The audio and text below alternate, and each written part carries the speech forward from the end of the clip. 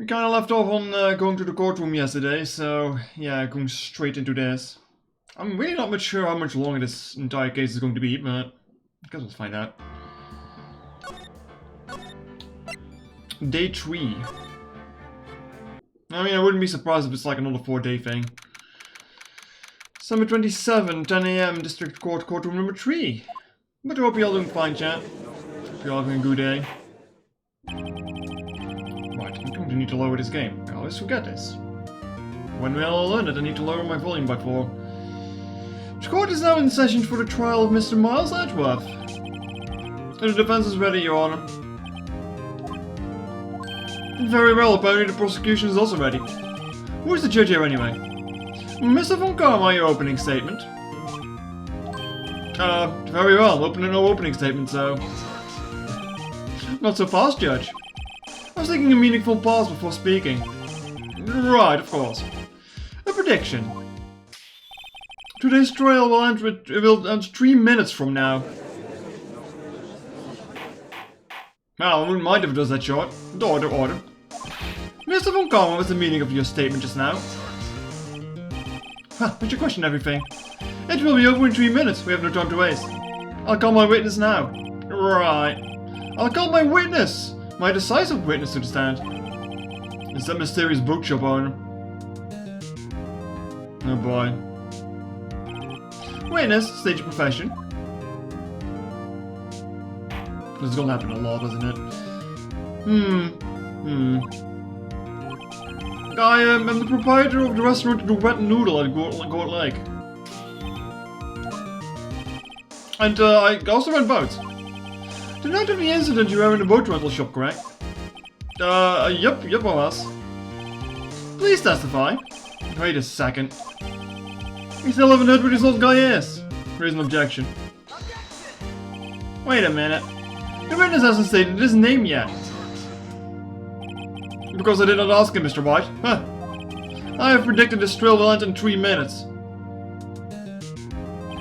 Stop asking trivial questions and cooperate. Yeah, right. The witness will state his name.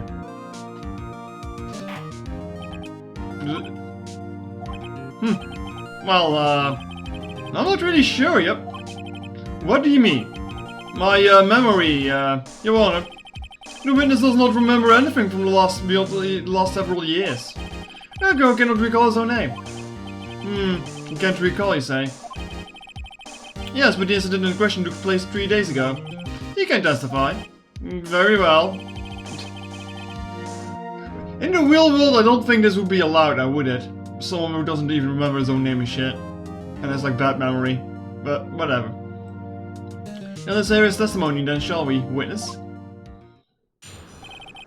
Night of the murder.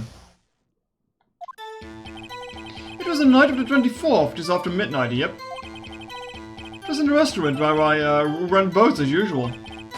Then I heard a bang, yep.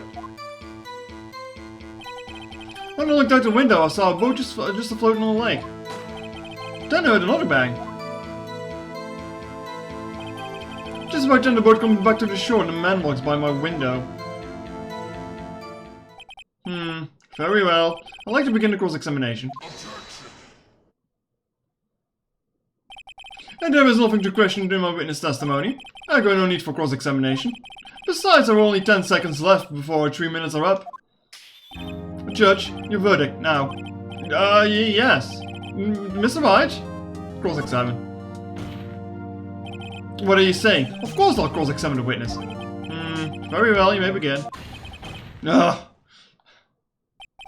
Excuse me, Mr. Von Karma? 3 minutes just passed. I see. Well then, let's take our time. You may cross-examine the witness. This guy. It's the night of the 24th. Just after Then it was the 25th, wasn't it? Even the judge is fed up. Yeah. Just after midnight, you say? Yep, just around then. Are you sure? Pretty sure, yep. When I talked to you yesterday, you were rather vague about the time. I'm surprised you seem so sure about it today. I asked him and he remembered. Isn't it right? Don't glare at me like that. I remembered it clearly, I did, yep. You see, continue. There's a restaurant where I rent boats. Yeah, that's very normal for a restaurant. So anyone who can verify that? Well, I guess Polly could. That's not good enough for a court of law. Mr. Wright, exactly what's not good enough. Your Honor, this Polly is a parrot. A parrot? Don't be so hard on the girl, Keefy boy. Keef? Prosecution concedes that we cannot prove that the witness was in the shop. Witness, please continue. Then I heard a bang. Yep. And where did the bang seem to come from? From the lake, I figure. Are you certain? Yep. Good, continue. When I looked out the window, I saw a boat just floating in the lake. Was there someone in the boat? That was pretty far out there, couldn't see clearly. But I figured there was two men out there, yep. But you couldn't see them clearly. Yep, at the time, that is. At the time. Then I heard another bang. Oh, oops, go back. So you 2 gunshots total? Yep. That's what Lola said in her testimony yesterday. But then the girl comes back to the shore and a man walks by my window. By your window? Yep, by my window, right outside the window of my little shack. And could you see the man's face?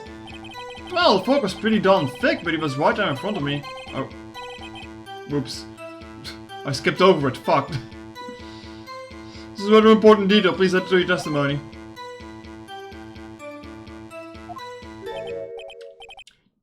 Disc. I have a bad feeling about this. The man was a defendant, he was saying, I can't believe he's dead. Okay, I can go back there. Are you sure? Any button to check previous act? No, there doesn't seem to be any of those, sadly. Now only A and B really do something, and the options just like give you this, so yeah. Are you sure? Uh-oh. Dad? That's certain, Keith. He said I can't believe he's dead as he was walking by too. The witness, are you sure that the person you saw was Miles Edward? It was him, that Edgeworth boy. Pfft. Falls over and dies. Great. This sounds like decisive evidence indeed. I see no room for doubt. From Karma. He lured me into cross-examining so he could set me up for the fall. Disc. Heck, I don't like the way things are going here. Everyone in the courtroom is glaring at us. No better act quick or this trial is going to be over. Raise an objection. Your Honor, we proved in yesterday's trial that it could not have been Edward who fired that gun.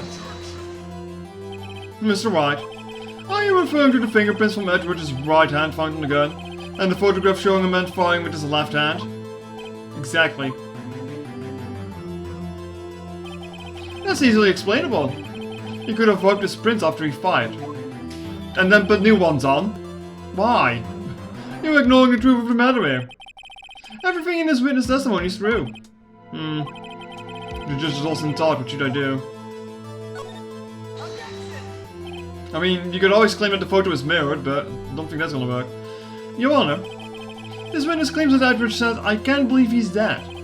But his words are all we have. If you were telling a lie. Mr. Wright, in a court of law, the evidence tells all.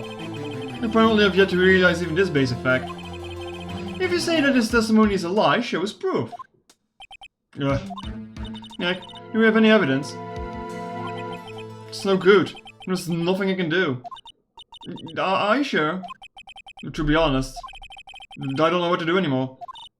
Please. Can you hear me, sis? Please. We need your help. Nick needs you. Disc. 3 minutes was perhaps too high of an expectation. However, 15 minutes isn't bad. This must be a new record. Enough. The witness may leave the stand. He's fucking dead. This court sees no reason for to further prolong the trial. Nor is there any need for more time to decide against decide the case against the defendant. This case is extremely clear. I see no room for misinterpretation of the facts.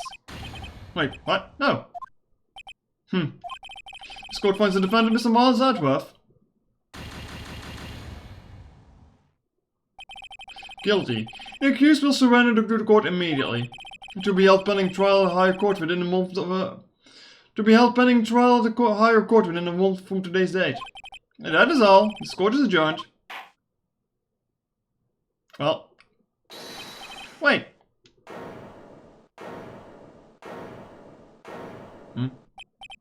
Oh, what was that just now? Me? Huh? What? Larry? What the fuck are you doing here? What are you doing here? Listen, you could have listened to me. I was there in the park on the night of the murder. I wasn't sure about it until yesterday. God damn it, Larry. But today I remembered it. Remembered what? The gunshot. I heard it too. Well, thanks I guess, Larry. Order. What is the meaning of this? The verdict has been decided. I call for adjournment. No moment, Mr. Von Karma. So, you say you heard a gunshot? Yeah, I did. A gunshot that night. I was sitting there in the audience listening to the testimony. Then I realized something he said was different from what I remember. Anyhow, can't just sit there and let you call Edgy a murderer. It's just not right. I'll testify. Let me testify. God damn it, Larry. Order, order. Well, this is the first time something has happened like this in my court. I'm not quite sure how to proceed. Judge, you've already given a decision. The trial is over. Hey, this is it. Larry's given us a final chance at this. Which is right. If it only wasn't Larry. He could make things even worse. Mr. Edward was just a glad guilty neck. It doesn't get any worse. No, you're right. Okay. Your Honor. If there's another witness, it's our duty to hear him speak. Right here, right now. No waste of time. The verdict cannot be overturned. Allow me to speak my opinion. In all court proceedings, it is our duty to prevent an inaccurate verdict. In order to make sure no mistakes have been made, every witness should be heard. What's this? I'll withdraw my previous verdict of guilty. I was finally standing up to Von Karma, I guess. Mr. Von Karma? Oh, you need to call this new witness to testify. Now. What? The court will adjourn for a 5-minute recess. After that, we will hear this new witness. Don't make that face, Larry. You know what you've done. Court is adjourned.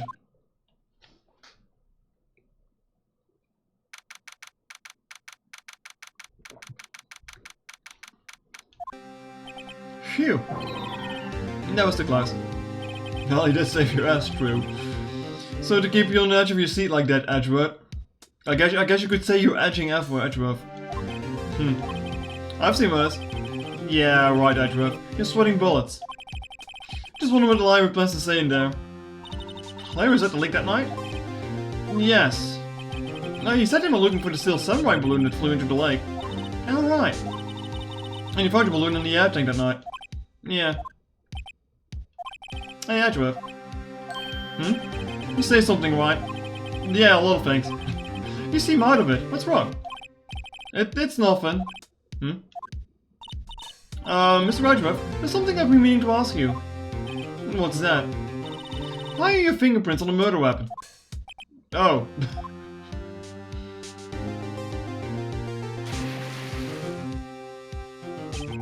When he fell into the lake, I went into a daze. I couldn't understand what had happened. I couldn't think straight. Then I saw the pistol lying on the floor of the boat in front of me. I picked it up without thinking. I didn't have a reason, really. I see. Right. Yeah. This might be our chance. Our chance? Von Karma's only ever run perfect trials. Perfect trials? Perfectly prepared witnesses, perfectly complete evidence. And that's the secret to his success. This is the first time he's ever had to deal with something like unexpected. He has to let someone he hasn't even talked to testify before the court. And that someone is Larry. What are you getting at? It's likely his testimony will be full of holes, right? Yeah, that's right, Nick. No 10-minute trial this time. Well, goddamn, here we go again. We'll milk this one for all the time it's worth. Hey, that's 15 minutes. 50! Everything's on Larry now. Oh, that's a scary thought.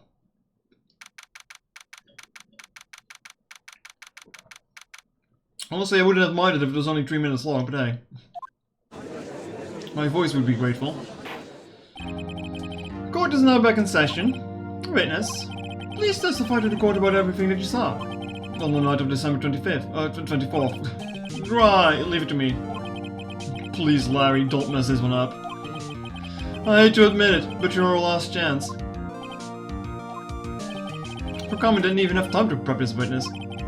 I just hope Badgerov is right about this being a big break. Oh boy, what kind of bullshit are you going to spout? That night I was out on the boat in the lake. I was looking for something and I found it. So I quietly slipped the boat back in the rental shop dock.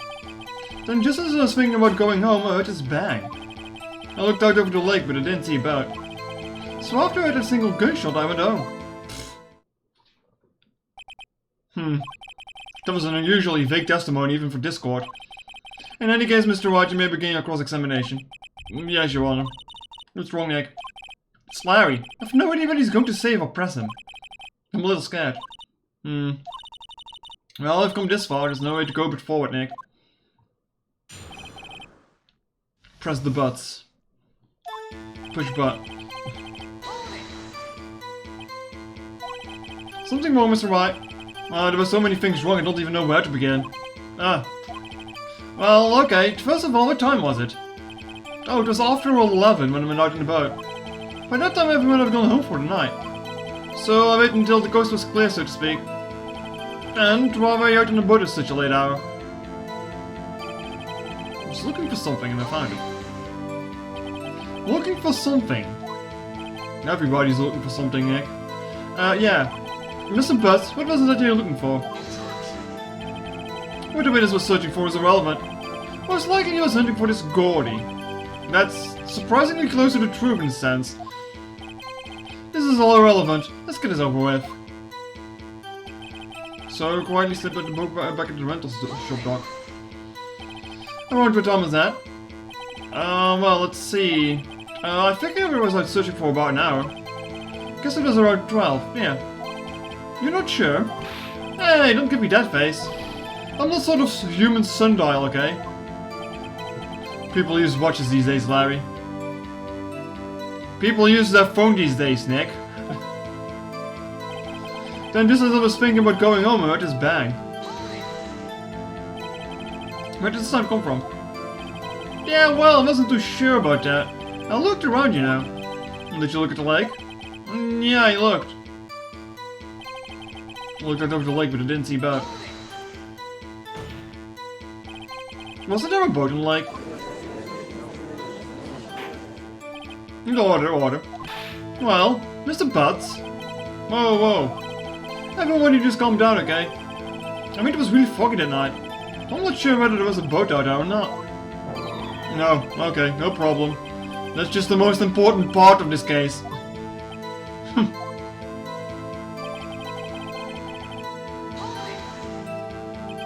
So you only heard one bang, correct? Yeah. Well, Nick. It was a pretty wishy-washy testimony, wasn't it? I guess I should start working on the contradictions.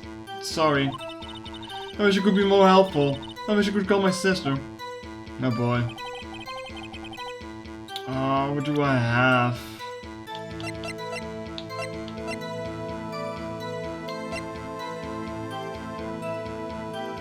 Shows an empty lake at 115. Oh, at 150.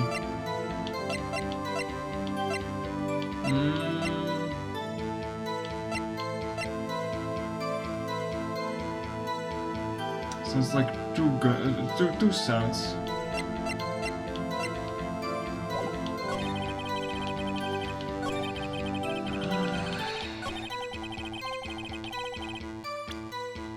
Let me save here. Before I fuck up too much.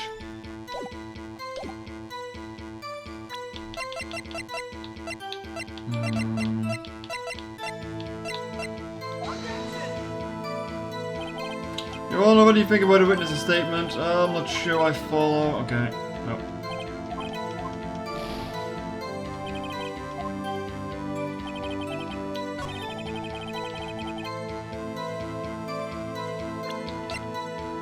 So like a few things I can think of.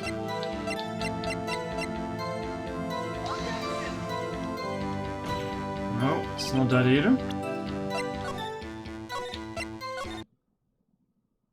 Let me reload it.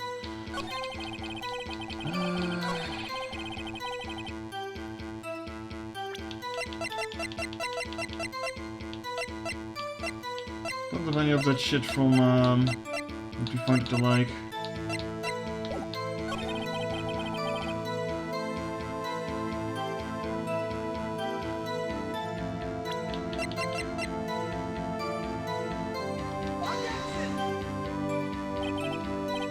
No? Because I mean, he shouldn't have been on the lake either, is the fact, but... guess not.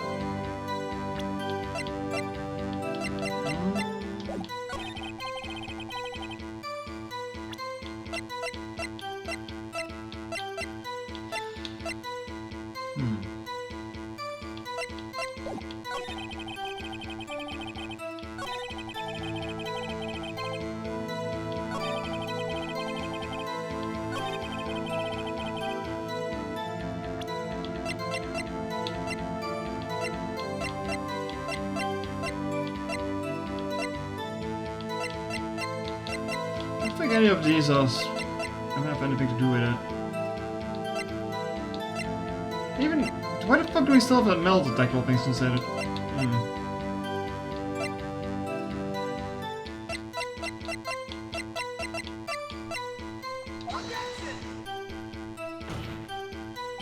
No, it's not that either.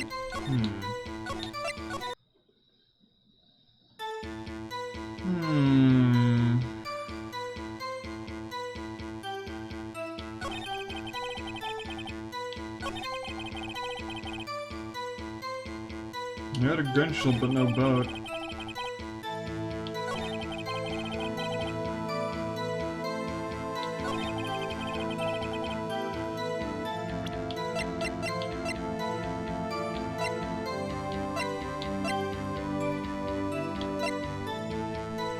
I'm not sure them.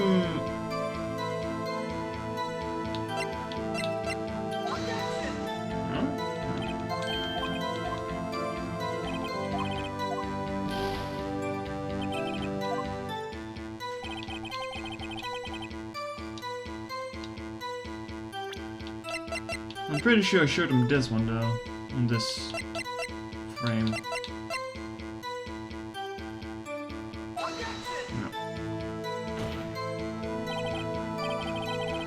Statement contradicts. Yeah. One of these days I'm going to like save instead of loading.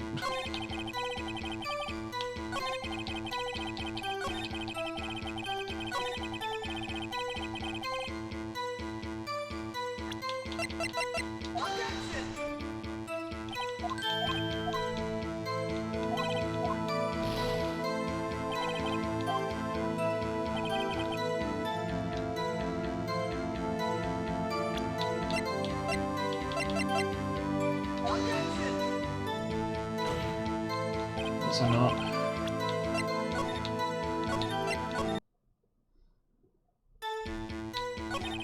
I might be dumb.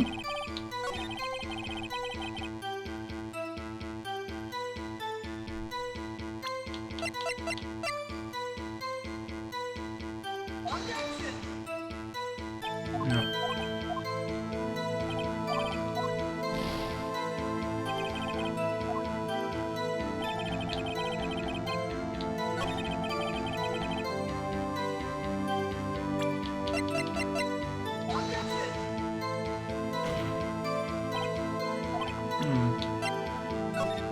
Also not that.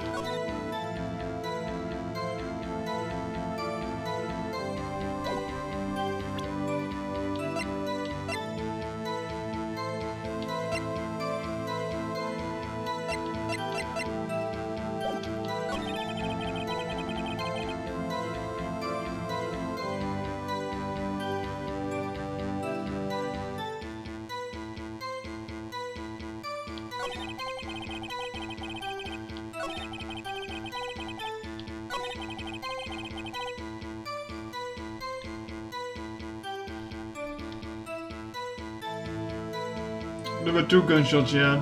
But he said he only heard 1.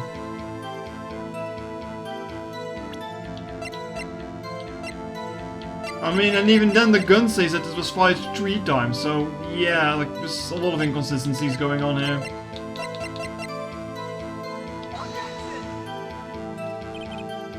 It's not that.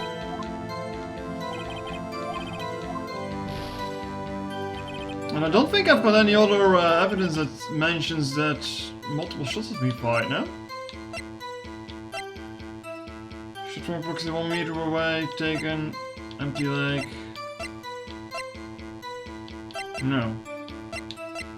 Oh. Wait a second, Larry. What? You only heard 1 bang? Are you sure? That's what I said. Minor, please. Like I said, I might be dumb, but it was a lot of hard testified yesterday that she heard 2 bangs. And your man just now said the same thing. They both heard 2 gunshots at night. Huh? Were you even listening? Are you paying attention to all what they said? I know I wasn't. Yo, Nick, please. Huh? You know, something's been bothering me. I'm a witness, see? I'm like a customer here. So you gotta treat me nice and stuff, okay? Mr. Butts. What? You only heard 1 gunshot. Are you sure? Well, to tell you the truth, I'm not sure. Huh? What, sure? How could you not be sure? Yeah, well, might have missed the other gunshot. I was, listening to something else. Something else? My radio, dude, with my headphones. What? Oh, Larry. Order. And stop that booing. Mr. Butts, you were listening to the radio with your headphones? Yeah, so what? Is that a crime? I listen to my radio. Everyone listens to the radio. It's a big deal. Meanwhile, Gen Zers and chat are gonna be like, what's a radio? Mr. Von Karma, your opinion? Waste of time. I do not accept this witness nor his shoddy testimony. Well, Mr. Wright, should you continue the testimony? Continue. Your Honor, please allow the witness to continue his testimony. Nothing is more pitiful than a liar who doesn't know when he's lost. Very well, Mr. Butts. Please give your testimony and be sure to include details like your radio. Right, leave it to me. I wouldn't if there was any other way around it. Anyway, out of this, believe me. What Larry heard. What were you listening to on your radio? It's only being alone Christmas Eve. This has nothing to do with the entire case. Fuck you, Larry. That's when I was listening to an all request show on the radio, see? I was listening really booming loud like.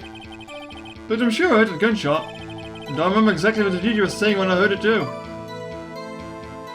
Wow, what a fucking shitty testimony. You were listening to your radio at high volume. Yeah, that's a big problem. Can't a man listen to his radio in peace? Isn't this a free country? I really believe Larry has no idea what the problem here is. Judge, can you believe a word this witness says? But he said there's probably nothing more than a drum beat from the radio. True enough, it's difficult to believe this testimony. Wait, Your Honor. The witness said he remembers exactly what the DJ said when he heard the gunshot. Excuse me? DJ? Fear not depends on the game's language. Really? It changes this in translation? Well, I mean, I guess it also depends on the country. An announcer, the guy who says things on the radio. Anyway, what this means is when you heard the sound no music was playing. The DJ only talks between songs, so he could have heard a gunshot from the lake. I'd like to cross-examine the witness, Your Honor. Very well, Mr. Wright. The English tradition moved the entire city to the... That is true, yeah. Yeah. This is some weird Japanese version of the United States, yeah. Very well, Mr. Wright. I can't believe I'm continuing this charade.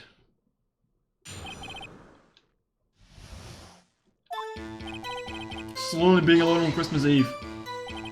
So you turn on the radio. Right. I just wanted to hear someone's voice, you know. That makes me even feel more miserable. Trust me, I've been there. You don't know what it is like out there, alone, on Christmas Eve, alone.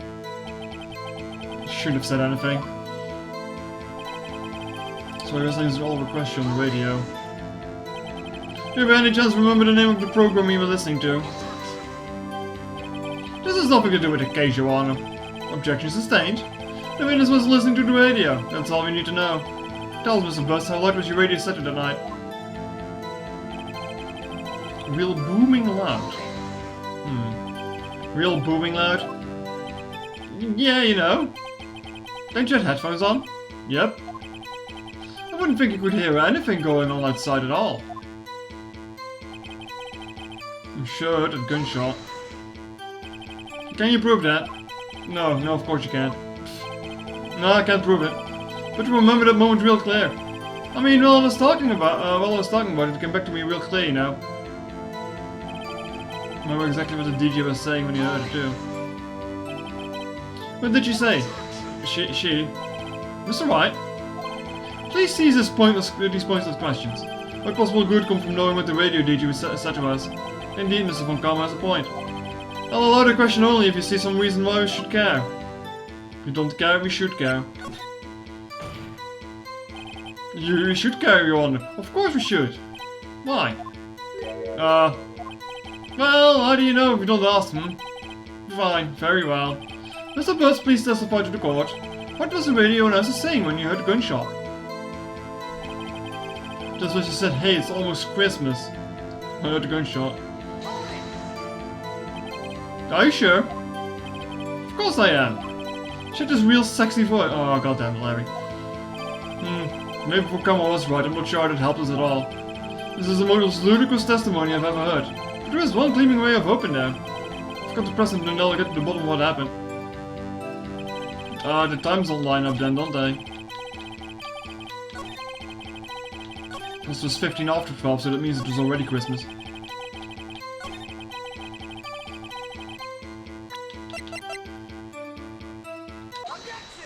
Yeah. Larry, are you absolutely sure what you're saying is correct? Huh? What's with the face? You look scary, dude. Hey, if you're trying to scare me, you'd better know you don't scare it easily. Something the matter, Mr. Wright. Your Honor. Here it comes, chat. Did you hear what the witness just said? The DJ said, hey, it's almost Christmas, when you heard the gunshot. Indeed, and almost Christmas means it wasn't Christmas. This is such a fucking dumb thing. Do you realize what this means? When you heard the gunshot, it was still Christmas Eve. That would seem to be the case, yes? But you should have heard that gunshot after midnight. This photograph is irrefutable proof of this fact.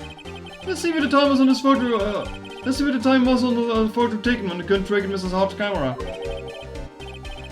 12:25, double 15. 15 minutes after midnight on Christmas Day. This is a clear contradiction, Your Honor. Order. What does this mean? The two prior witnesses heard gunshots after midnight. However, this witness says he heard a gunshot before midnight. Judge, the answer is simple. The current witness is plainly mistaken. Just look at him. Suspicious. Chat, I have to. You know what's happening. I'm not proud of myself, but yeah. What? Well, Mr. Wright, don't throw bricks at me because I'm correct. Well, Mr. Wright, how do you think about Mrs. Butts claiming you heard a gunshot before midnight? Well, Larry's right. I guess Larry's not mistaken, Your Honor. He heard a gunshot before midnight. Intriguing. I'm assuming you have evidence for this wild claim. Show me evidence there was a gunshot before midnight. Oh, look at this photo. I can't take this line seriously because I have to think of that fucking song. Actually, does it even go correctly exactly like this? I don't fucking remember. Anyway, this has been said way too many times in this trial so far. Since taken by a witness yesterday, Miss Lotta Hart with her automatic camera. The timestamp on the photo reads December 14, 11:50 PM. Oh. But there was nothing on the lake in this picture. Your Honor, The real issue here is not why nothing is shown in this photograph. It is why this photograph exists at all. What do you mean? Your Honor, this photograph was taken by an automatic camera. That camera was set to go off in response to loud noises. Ah, correct. There was a loud noise on the lake at 11:50 p.m. That's why this photograph was taken. In other words, when Larry heard a gunshot, it was most definitely still Christmas Eve. Indeed, it would seem that it is the case. Then why does that leave us? Miss Hart testified that she heard gunshots after midnight. Are you claiming she was mistaken? Not at all, Your Honor. It's the fact that the camera also triggered at 15 minutes after midnight. Your Honor, that night there were 2 sets of gunshots, with a 25-minute pause between them. Why would this be? Don't be fooled, Judge. The camera was set to respond to loud noises. Yes? There's no proof that the loud noise at 11:50 was a gunshot. Why, the witness could have sneezed, triggering the camera. Hey, my nose was clear that night, man. Clear. Well, Mr. Wright. Oh, there's no turning back now. Can you prove that the loud noise at 11:50 p.m. was indeed a gunshot? Please show the court evidence if you have any. And the gun that fired 3 times? This is my evidence. The murder weapon? Something about his pistol is bothering me, Your Honor. Both of the witnesses who testified yesterday heard 2 gunshots. However, the murder weapon was fired 3 times. There we go. Well then, when was the last shot fired? Only now I've realized the truth. That first shot was the shot Larry heard just before midnight.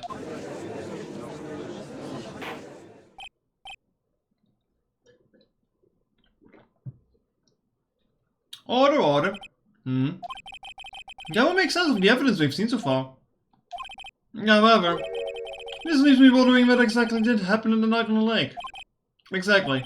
If this is true, there are 2 sets of gunshots separated by 25 minutes. One at 11:50 and another at 15 minutes after midnight. Why, I ask you? Why? Uh-oh, I better think of something quick. Wait a second. Gunshots separated by 25 minutes. What's wrong, Nick? I have it. I have it. Do you? Huh? Remember the case with the Steel Samurai? Huh? Yeah, of course I remember. The murderer in this case had the same idea as the murderer in that case. What do you mean? Why? Yes? If you don't figure this out now, I'll never overturn Edward's guilty verdict. I've got a hunch and we're going to run with it. Right, I mean, it's the safe. Safe? We've already gotten a guilty verdict. We have nothing to lose. You just watch and let me know if I say anything that sounds fishy, okay? Right, Nick. Your Honor. Yes, Mr. Wright. The testimony just now has cleared up this entire case.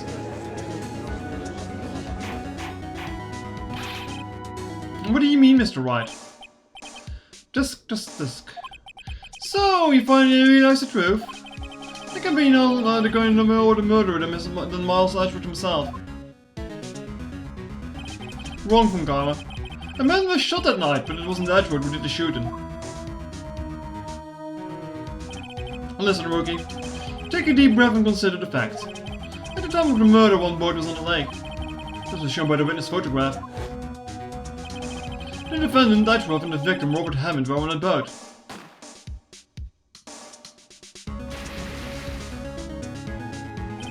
There was a gunshot fired on that boat, and Robert Hammond fell into the lake.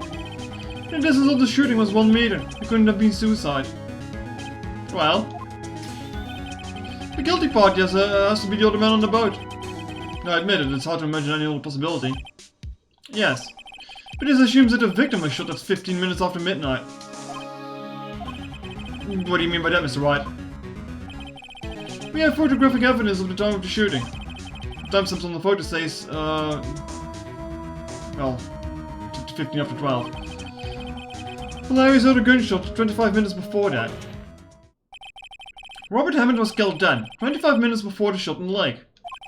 It's the only way that Edward could be innocent.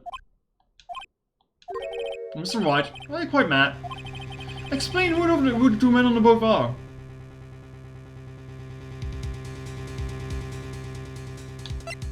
Edward and the murderer? because Hammond was already dead, so... Of course, it was Edward and the murderer. After the murderer killed Robert Hammond at 10:50, he assumed the guise of Mr. Hammond and met Edward. What? Are you serious? Yes, Edward won't tell me why he went to... Edward won't tell us why he went to the lake that night. However, I've heard that night Robert Hammond called Edward to the lake. Now, Edward didn't know Robert Hammond's face that well. That's why he didn't suspect anything when the murderer took Robert Hammond's place. I'm not sure what I have to make of all this. Ludicrous. Mr. Wright, tell us the name of the murderer then.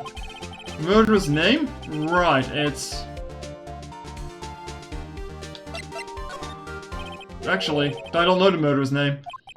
You don't know? Well, again, you waste my time. I don't know because he never told us. The murderer is the caretaker of the boat shop, the old man. At 10:50, he was the one who killed Robert Hammond.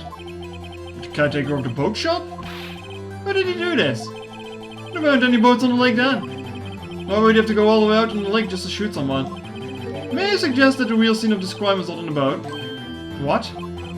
Well then, how did the murder take place? Should have judged where the murder really took place. No? Here, of course, the boat shop where he lives. That way you could meet with the victim without anyone seeing. Do you have proof that the boat shop was the scene of the crime? Recall Larry's testimony if you will. Sponsors around. Tonight he was out in the lake in a boat, searching for something. He finds it and returns the boat. Then just as he's starting to get home, he has a gunshot. He heard a gunshot, Your Honor. Even though he was wearing headphones at the time. In other words, the gunshot was very, very close by. And where would it be if I just returned the boat? The boat shop.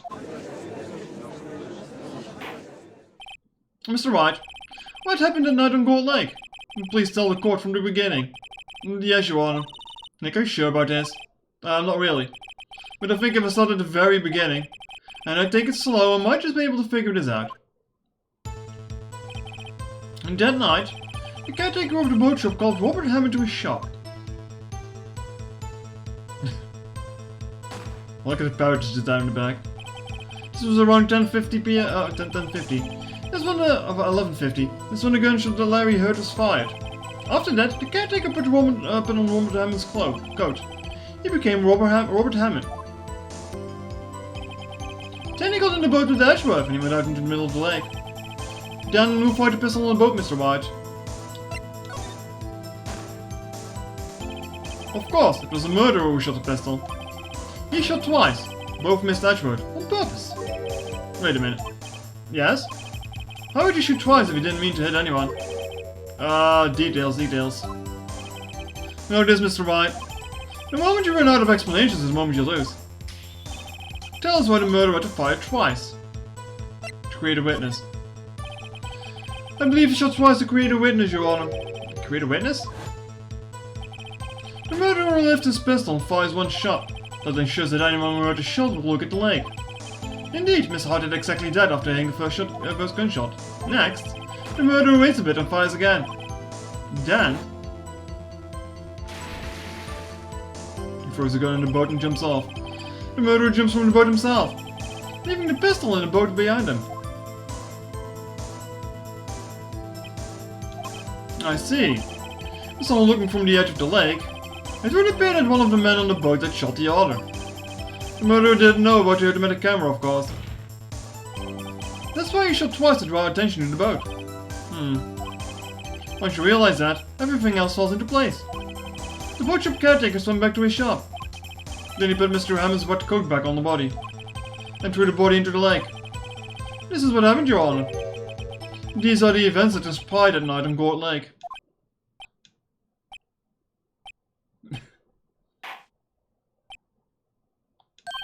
Bailiff, bring out the witness from before. The boat shop caretaker, quickly.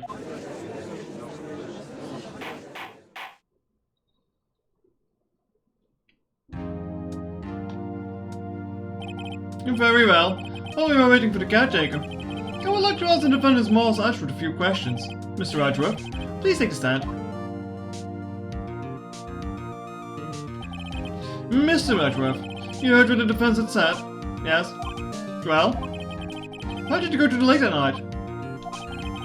What Wright said is mostly correct. Astonishingly so, actually. Yes. Several days ago I received a letter. The letter was signed Robert Hammond. He asked me to come to the boat shop by the lake at midnight on Christmas Eve. He said he had something very important to discuss with me. Something important? I'm sorry, I can't say what it was. Your Honor, sir. The bailiff, we are conducting a trial here. I ask you that you remain quiet. The witness has disappeared. He isn't at the boat shop either. What? What should I do? Find him, quickly. We cannot allow him to get away. Well, he's on the run now.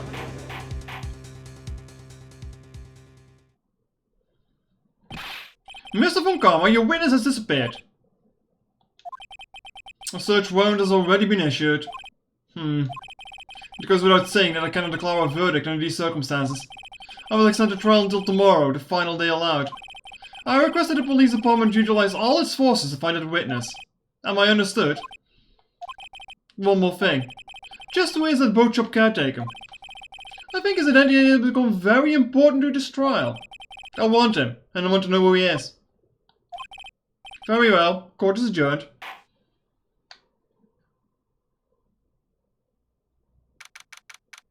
December 27th, 11:22 p.m. Yay, Nick, you did it. Yeah. Well, at least we got out from under the guilty verdict. But about Larry, that was something else. Even Von Karma didn't know what to do with his testimony. Larry really helped us out. Sure, once I sifted through his unique testimony. Still, he did save us. I just wish our cases weren't so down to the wire all the time. We wouldn't have a game otherwise. I know what you mean. Sometimes I feel like it's on trial instead of our clients. Hey, Edgeworth. You look so depressed. Mr. Edgeworth? Did you say something? Don't look so pained. I mean, it looks like you're probably going to get off the hook. You could try to smile just a little. Relax. No, I'm sorry. But the fear's not over for me yet. What do you mean? Right. There's something that's been troubling me for a long time now. And I don't know whether or not to tell you. Edgeworth? No, there's a little time left. I want to tell you. To get it off my chest, but... Can't make up my mind. What is this about, Edgeworth? It's a nightmare I've had. The memory of a crime that I committed. A crime you committed? The memory of a murder. I wonder what he means by that,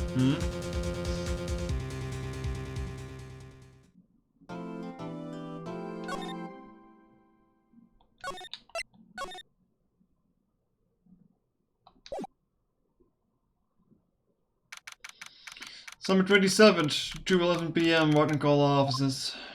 Car? Wright and Co. What was Miss Edgeworth talking about? A memory of a crime that I committed. A memory of a murder. Do you really think Mr. Edgeworth killed? I don't believe it, not Edgeworth. Some painful memory has been troubling him recently. But he never takes someone's life, never. Nick. Yeah, what was everyone doing? Oh no, what are you doing here? What do you think of my performance today? Had him swooning in the aisles, huh, Maya? Stop trying to hit on Maya. Swooning? Me? Oh yes. Yeah, I do remember feeling faint. Right on! Tell me the truth, just like love at first sight, right? God damn it. Stop flirting with everyone. Right, Nick? Huh? Me? Well, maybe Maya skipped a beat or two. I think you can do better than that. Come on, let's save Edgeworth in there, dude. Edgy! You guys should be bowing before me. Yeah, bow before your hero. Can I punch my hero? Kinda deserves it. Larry, you really helped us in the trial today. You did. If you were in jail, Larry, I'm sure Miss Edgeworth would have been found guilty. Okay. But seriously, Nick, that boat shop caretaker guy's pretty suspicious. But then she ain't off the hook yet. Hurt to spoil the mood, Larry. Hey, I'm just a guy sitting in the audience, you know. But from where I was sitting, Edgy seemed pretty edgy. I mean, can you really know he's telling the truth about that night? Nick? I don't know. But what I do know is... I'm going to believe in you two until the end. Us two? I drove and who else? You mean me, right? No, he means me, right, Nick? Yeah, you, Larry. Not me. But why you, Larry? Huh? Actually, yeah, why me, Nick? Enough of the silent treatment. Nick, why do you trust Mr. Edwards so much? I mean, he's changed recently, true. But when we first met, he was kind of a jerk, don't you think? You didn't know him back then. Back when he wanted to become a defense attorney. Wait. Was it when you two were classmates? Yeah, in grade school. They saved me, Miles, then Larry. They saved me, I'll never forget it. That's why I became a defense attorney, you know. What? Hey, Larry, what's he talking about? Huh? Sorry, I kind of forgot. Okay, Nick, out with it. I'm going to do this story today, and that's final. Okay. It's kind of a long story, so hang in there. It was the very end of 3rd grade. I was on trial, a class trial. Oh, hello, Monokuma, is that you? A class trial? You remember, Larry, spring, end of 3rd grade. A kid in our class got his lunch money stolen. Well, at least he didn't get killed, I guess. Lunch money? The school was really small. Everyone's kids would bring an envelope with money for lunch from home. Huh, I see. Anyway, this kid's envelope disappeared, but $38 is still inside. Oh yeah, now that you mention it, I do remember that. Can't see very much of again though. You were out of school that day. Anyway, the envelope had been stolen during PE class. I was coming down with a cold, so I skipped PE that day. I was the only one not in class. So, they thought you did it? Yeah. The kid said that he should be put on trial. Trial? So the next day we held a classroom trial with me as a defendant.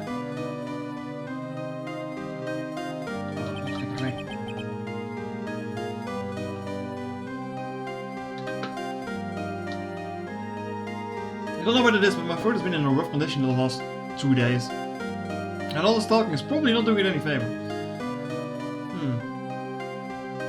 I didn't do it. Guilty, he did it. Guilty, thief, give the money back. You're such a meanie. No one's gonna play with him. Just admit it, you did it. You can't hide the truth. Tell us the truth. I'm not gonna play with you anymore. Yeah, no borrowing my eraser. You shouldn't be allowed in the relay days or the library committee. Okay, this is going too fast. I give up. No, Phoenix, you know you shouldn't steal people's money. It's not right. In the end, even the teacher thought I'd done it. Go over and apologize, Phoenix. I didn't know what was happening. I was so sad. I couldn't stop crying. Everyone was staring at me like I'd done it. I tried to apologize. I went to where the boy whose money was stolen was sitting. And that's when it happened. You shouldn't have to apologize. The only thing that belongs in a trial is evidence. Anything else has no place. You should all be ashamed, amateurs. Miles? Great, he even looks like a dog as a kid. Right. It wasn't you who stole my money, was it? No. Then you should apologize. Everyone's been shouting you did it, but no one has any proof. That's why, Your Honor, this boy is innocent. But Miles, it was your money that was stolen. Yeah, he did it. He's the one. We don't need proof. Make him say he's sorry. Why don't y'all just shut up? This is always how it is. Everyone ganging up and picking one person. Just think of how he feels. He said he didn't do it, so he didn't do it.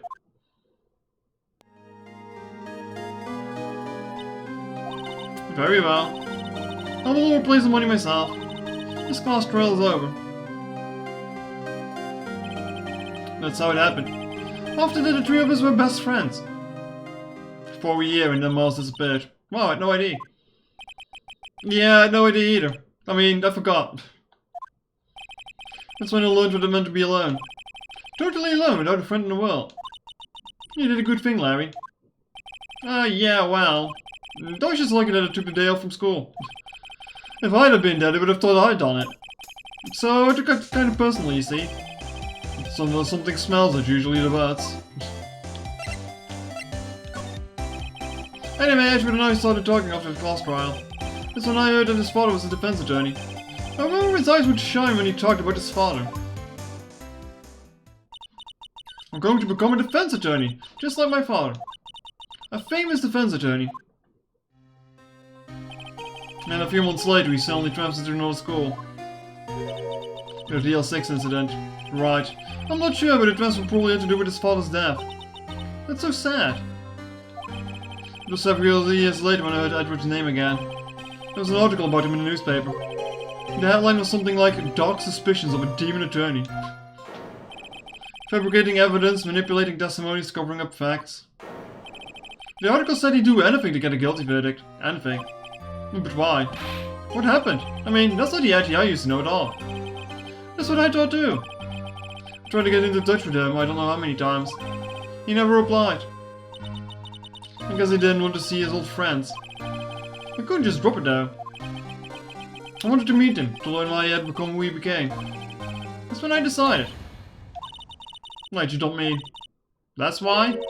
That's why he became a defense attorney? To meet Edgeworth? If I was a defense attorney, I knew he had to meet me whether we wanted to or not. In court. Edgeworth believed in me and I believed in him. He's in pain, and no one else is on his side. I'm the only one who knows the real Edgeworth. I'm the only one who can help him. Whoa, Nick. So is that why you helped me out for free? Yes. I helped you because I believed in you. Except I don't remember saying I'll do it for free. Oh, Nick. Nick,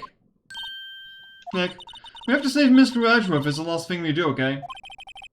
Right. It may very well maybe. First was that rental bookshop caretaker. We need to find out Wu what he is. Myself for Wu. Guess I can clean out some of this evidence I no longer need. Okay, let's go. What did you get rid of? What did you get rid of? The newspaper with Gordy on it. Right. That's some more stuff. No, right.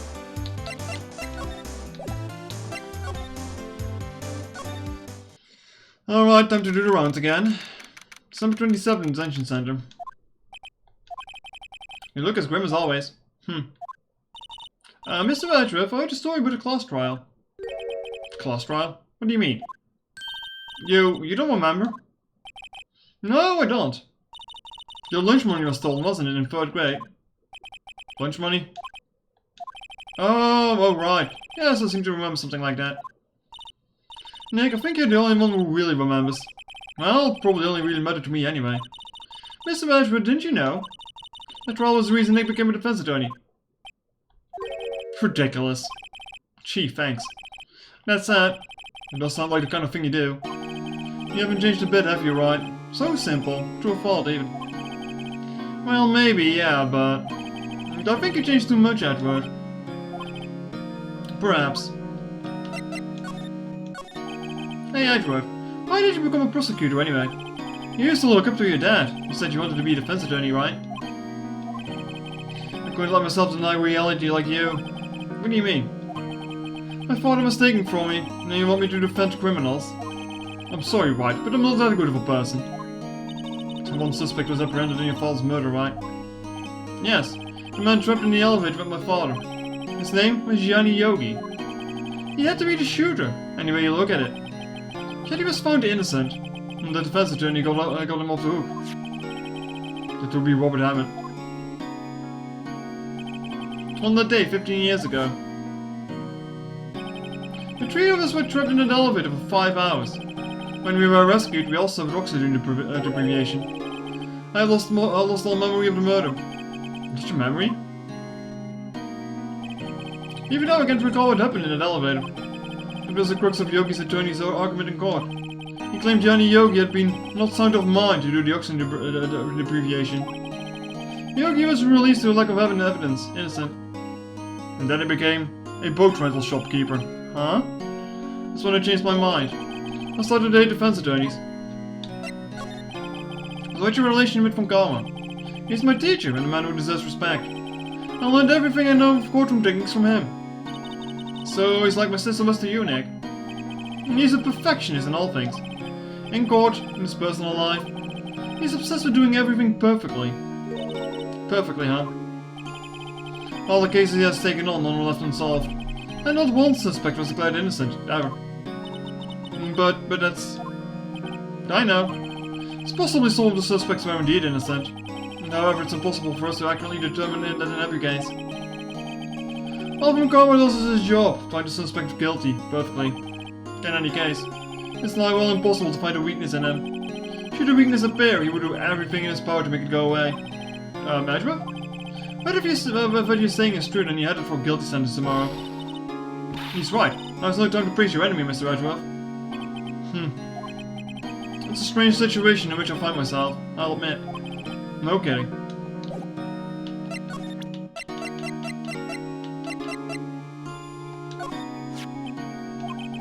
It was that case that changed my life. And tomorrow, on December 28th, its statute of limitations run off. Tomorrow, could it be coincidence? But even if the case is finally closed on paper, it will never be erased from my memory. Never. Poor Mr. Edgeworth. I don't think showing him this would be appropriate, but... Nick, no! It's a photo of his father, don't show him that! Alright. That probably isn't a good time to dredge up those memories. What is it? Oh, nothing. Huh? How do you feel about parrots? Sorry. I'm not sure I can help you with that. Okay, not that either.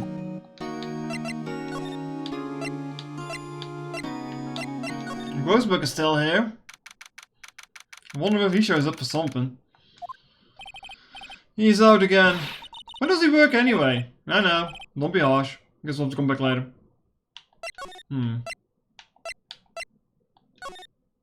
Don't mind me, Edgewood. I'm just coming here because I can move to something else like that.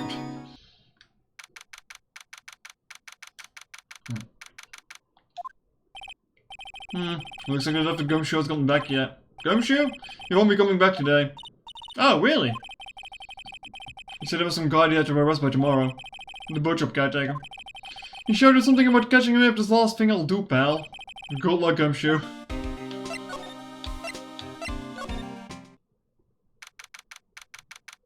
Oh boy, what are we running into this time? Oh! Hey pal, long time no see. Oh, Detective Gumshoe! Close one today, eh? Got so worked up I snapped my tie in half. Sorry about that. No problem, pal. Thanks to you, now we know who really did it. You mean the butcher caretaker? Look, I'll make you a promise. I'll have this scoundrel in my custody by trial time tomorrow. Come what may. It's my duty to you as a police officer. I'll off to catch a criminal. Detective Gumshoe sure is active today. Oh, another thing. Eek! No one can go into the woods today. The woods? Well, a lot of us camping? The woods are off limits to camping, and apparently the park ranger found out. He got pretty mad. I'm gonna go in for a while. Because Lola is in a lot of trouble. Anyway, I'll be seeing you tomorrow. Well, someone finally caught her in that act, huh? Took them long enough.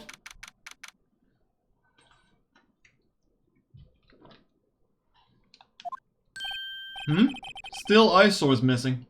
Took him almost a week, yeah. Eyesore? Looks like the hotel stand is closed too. I guess Larry too busy worrying about Mr. Retro to show up for work. So Lake sure likes to cause problems, doesn't it? Huh? I mean, everything that happened there turned out to be a lie. Cordy was a lie, the charges against Mr. Edgewood were all lies. In case you're right. I mean, I'm glad the charges were all lies, but still. You're just disappointed that Nessie isn't real. Guess Larry has the day off. It's pretty heavy right saving Mr. Edgeworth. True. We owe him big. Because you owe him some samurai dogs. No one's going to sit on a cold day like this, cold day like today. Well, unless I'm eating a samurai dog. How would that change the temperature, I wonder? You seem troubled, Nick. No. Whoa, me?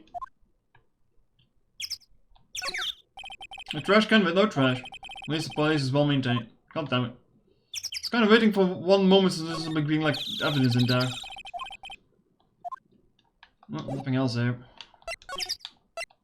Let's go to the obvious place. And all the caretaker got away. Yep. I never imagined he might be the real murderer. Ahem. I know that clearing of the throat anywhere. Aha, hello. What might you be doing here? Out for a walk, hmm? Ah, the days of my youth. Like the scent of fresh lemon, you see. Mr. Boseberg? This is no time for idle reminiscing. Mr. Edgeworth stroll and tomorrow. Ah, that's true, yes. But from what I saw after this stroll, Edgeworth should be fine, right? Well, I'm not so sure about that. Ho, what do you mean by that? Well, I'm not sure. If you find anything out, come by my office at once. I may be able to offer you some assistance. Thanks. Bye. Uh-oh. Need to sneeze, chat. Well. Maybe not. What do you think Mr. Grossberg was doing anyway? Who knows? There's some boats floating in the dock. Motor pays the boat. Okay. Man. I got this feeling in my nose that I need to sneeze, but it's not coming. It's annoying me. I also can't look in the sun because it's covered by the tree. That doesn't help. Indeed, there's space for one more boat in the dock. Boat rental shop doesn't look like anyone's right anymore. The caretaker must have run for the hills, huh? Yeah, looks like it. He didn't seem like a bad person. And so they all seem. It's the forest in beyond these bushes. Nick, the forest, there's someone in there. You're right, there's a few policemen in there. They must be looking for the caretaker. Good luck. Yeah, like he's going to hide in the bushes behind this building. Come on now.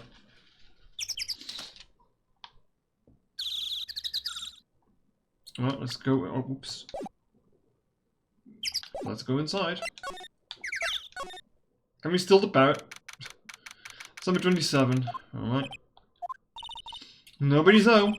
Hello, hello. Squawk. Hey, it's Bully. Wonder where your owner's gone to belly.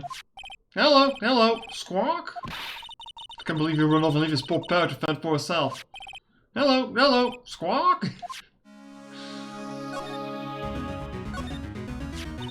Maybe I should take care of Polly, Nick. You probably shouldn't just kidnap her. Please know about her anyway. I'm sure they'll do something. Well, okay. Sorry, Polly. He says I can't take you. Great, now the bird is going to hate me. Hold on, where is it?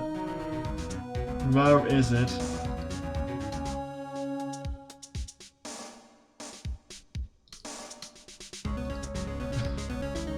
Yes.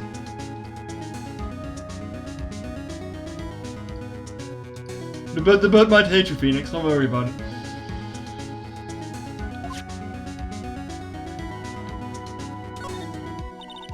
Doesn't look like he uses his kitchen much. You're right. Guess the whole pasta restaurant thing was a lie. What, you thought he was telling the truth? But noodle wangling. Come on now. Everything's cold. Looks like he didn't turn on his heater on. Guess he hasn't been back since the trial. There's a fishing rod down there. Fishing pole looks expensive. Maybe we should bring it to Detective Gumshoe. Don't you think the caretaker would mind? Well, you can't just leave him a metal detector in exchange. Maybe we'd better not.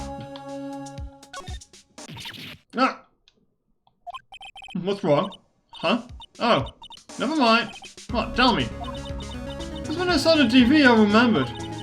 They're showing a Pink Princess special this week. God damn it.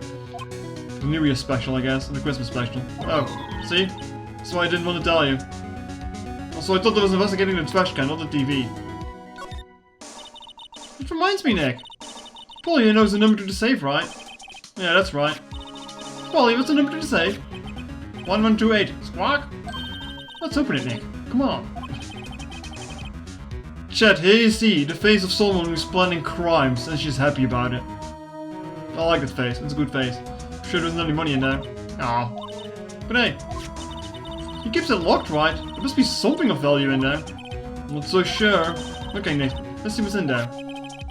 Guess there might be a clue or two. The only thing in there is a ladder. A ladder? Oh, boring. There's no name or signature on this thing. It's handwritten in very precise, clear letters. Get your revenge on Miles Edgeworth. Edgeworth? Nick, How would Mr. Edgeworth's name be on here? How should I know? I'm going to read the whole thing. Get your revenge on Miles Edgeworth. They'd also say this is your last chance. Now is the time to get revenge on the two men who ruined your life. The rest of the letter goes on to describe the murder plot in detail. How to kill Robert Hammond and frame Edgeworth. Calling Edgeworth out to the lake, getting on the boat, firing twice. This is exactly what I figured out today in court.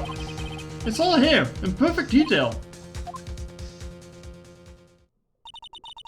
What do you think it means, Nick? I don't know, but it looks like these are instructions for the caretaker. When he killed Robert Hammond and called out Edgeworth, he was following instructions. But who could have written that letter? And what does it mean, get revenge on Miles Edgeworth? Look, I don't know, okay? But one thing's for certain. This letter is an amazing clue. Yeah, and Von Corman is just going to say that you've written it. Come on now. Say Nick, don't people usually put pictures of fish on the wall to boast about them? Yeah, I guess so. You mean pictures of the fish they caught, right? Right. But don't all the fish in the wild look like really puny to you? Well, you know what to say. You should have seen the one that got away. Except the one that got away from us was the caretaker. And we did see him. I would feel like we're having two different conversations here.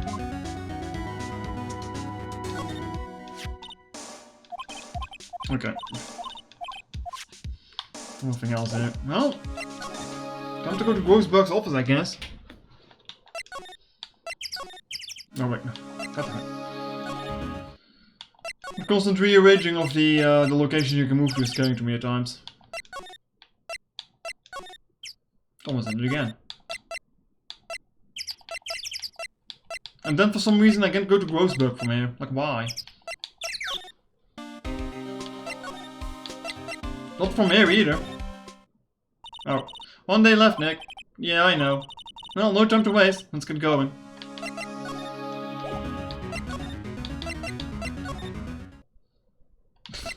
And then he isn't even fucking here.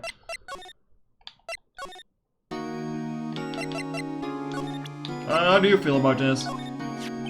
Edgeworth, see this ladder? Hmm? Just came out of the safe in the shack where the boat rental caretaker lives. I see. Revenge? On me? Who's that old guy anyway? I don't know. Could he be an innocent defendant who got declared guilty or something? Nice, right. But I don't remember that old man. Not at all. So he was following this ladder then. Which means there was someone else behind it. Now's the time to get the revenge on the two men that ruined your life. Two men? Meaning myself and Robert Hammond? It also says this is your last chance. Last chance. Wait, maybe. Maybe he's talking about the statute of limitations on the DL6 incident. Wait. Wait, that old man. What is it? Do you know who he is? Yogi. Could he be Yogi? Yogi? The suspect in the DL6 incident. The woman was found innocent.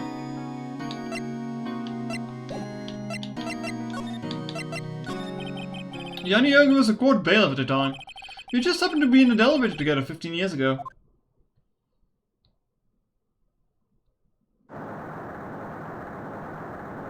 Shaky. The break was incredibly strong. Before I knew it, everything was dark. We were out for so long it felt like forever. The air thinned and the darkness closed in on us in a little box. We became unsettled. I thought you didn't remember shit. Help, I can't breathe.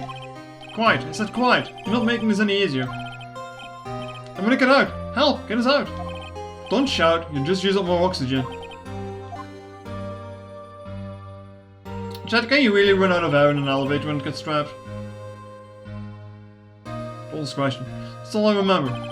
When I came to, I was in a hospital bed, staring up at the ceiling. In court, Yanni Yogi's mental condition was called into question. He claimed the oxygen deprivation and stress had caused him temporary insanity. In the end, the claim passed the court and Yogi was found innocent. Huh. But isn't this strange? This letter tells him to get revenge on Edgeworth.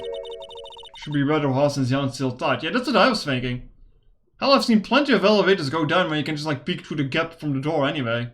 Which is always kind of weird, but when you can see lights pass through and shit, but hey. Why do you want to take revenge on you?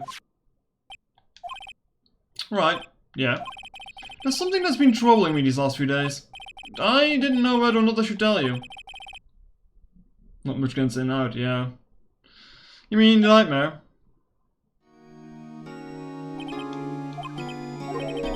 The crime you committed? Memory of a murder? Yeah. I think the time has come for me to tell all. For the last 15 years, I've been having the same dream almost every night. I wake up in a fearful sweat every time. What kind of dream? It's a dream about my father's killing, in the dark. Help, I can't breathe. Quiet, I said quiet, you're not making this any easier. I want to get out, help, get us out. Don't shout, you just use up more oxygen. I guess the plan was to shoot a window, and then like get more air in. Or whatever those things are, it looks like windows at least. I can't breathe, you're using up my air. What? Stop breathing my air!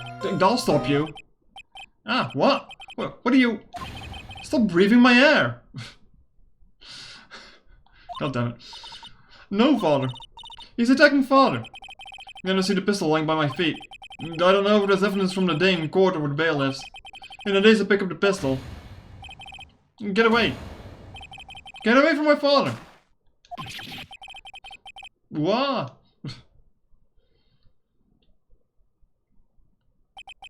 And with that scream I wake. It's a bone-chilling scream. A scream that has rung in my ears for the past 15 years. But, that's just a dream, right? I thought that's the only thing that kept me from sane for the last 15 years. But what if I'm wrong? What if it's real?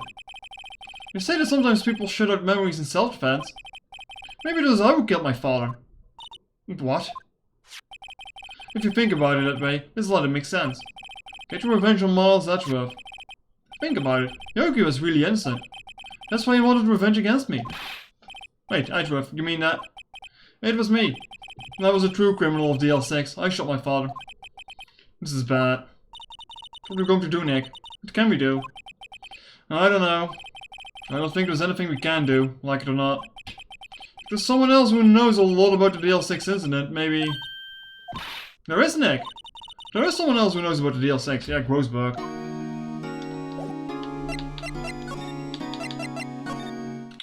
But is he there? Probably. Mr. Grossberg! Oh, hello there. What's wrong? You look troubled. No kidding. I can't believe you're not. My. Just calm down and tell me what happened, It's Mr. Edgeworth. He...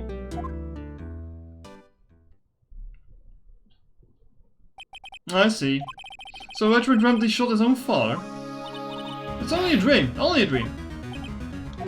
No wonder. What? If that's the case, then why do you two look so troubled, Well... Also consider this.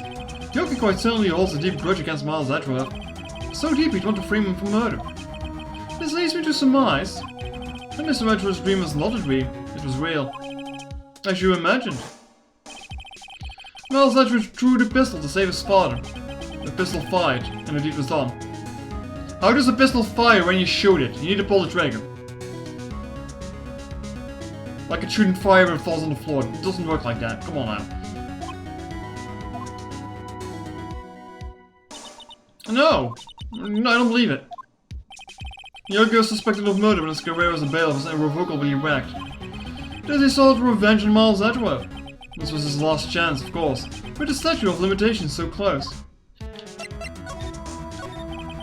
What do you know about Edgeworth's father? He was a defense attorney with a peer. It sounds trite, but it's true. Well, he may have had one peer now that I think about it. Your mentor, Mia Fey. My sister? Gregory Edgeworth was very disapproving of Mr. Von Karma's techniques. That's no surprise. Von Karma is an extreme man. Forged testimonies and evidence are nothing to him. The result, he has a perfect win record in court. Guns can fire off their own sometimes? Okay then, I stand corrected. To beat him, Gregory Edgeworth tried to call attention to his methods. And? He lost. He died in despair, as it were. I see. Good trigger, you know it. Oh, I stand corrected, Also hello there, Zilla. When Gregory Edgeworth was killed, the police called the spirit medium. This was your mother, Misty Faye. I'm Gregory Edgeworth, I've been killed. The one who shot me was the bailiff, Yanni Yogi. Yet Yogi was found innocent. That's when my mother left us. Everyone called her a fraud. That's right, everyone thought she was a Suresh, you see. Yet now that I think about it, it seems the one who lied was Gregory Edgeworth's ghost. Gregory Edgeworth must have known who shot him. I don't believe it. So you're saying that he's falsified his testimony? That Edgeworth's dad lied to protect his son? It's only a possibility, mind you. But a possibility nonetheless.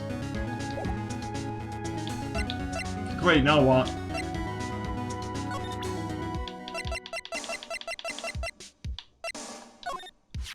Oh, so this is the letter.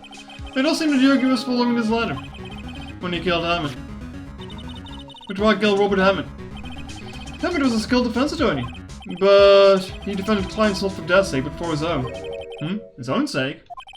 He never trusted his clients, that one. The only thing he trusted was his own ability. But he got his client found innocent, so why should it matter?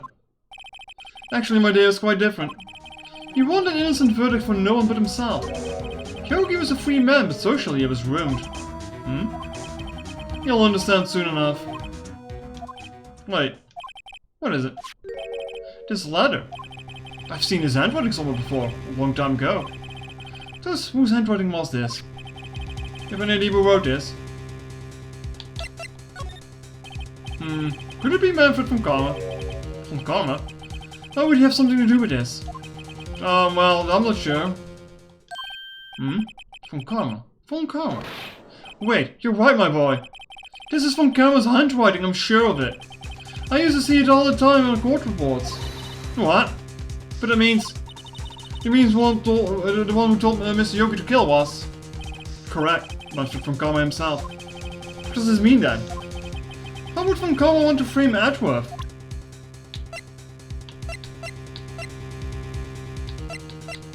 I don't think you'd think there was anything else to do with you now, is there?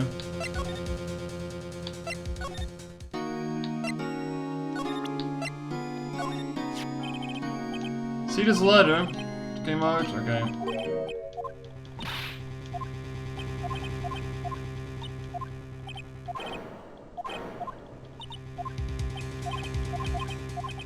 Okay, this is nothing new.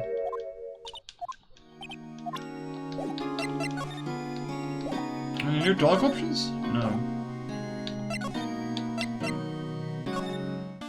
Oh boy, now I've got no fucking idea where to go again.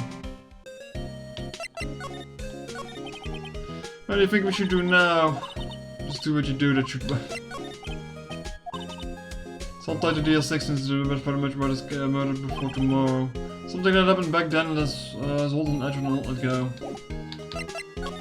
What do we have files about that case here? Nope.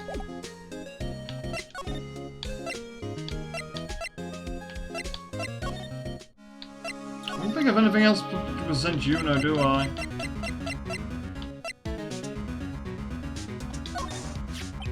Gregory Edgeworth was a gifted man, his death was truly a loss. I wonder what would have come from Karma if he were alive. Since it took place 15 years to most of tomorrow will be the completion of the 1 but 2 trials, all thanks to schedule limitations. However, I'm afraid the damage to the DL6 is only not to be erased. Okay.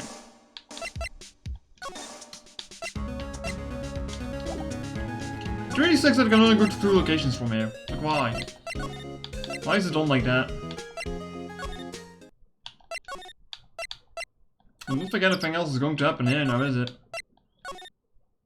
No. Actually, I can check the shack one more time, just to be sure, but... Nope. Nothing triggers.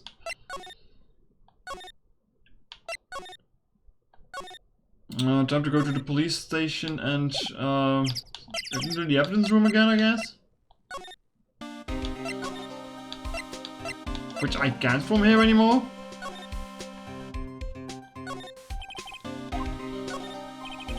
Must be one of the detectives who's mumbling something to himself. Please, think about what you're doing, Yolanda. Don't take my Tommy away from me, no. Must be doing image training for nasty divorce arguments. What the fuck? Must be the chief of the detectives here is glued to his computer screen. What? It's not possible. The world ended yesterday. Must be reading a prediction for the future on someone's homepage. This police mascot is a blue badger. This is my ID. Yeah, how nice. Tomorrow I'll present him to the department at last. I'm going to make sure they know how much people like the blue badger. If you know, you know. Good luck.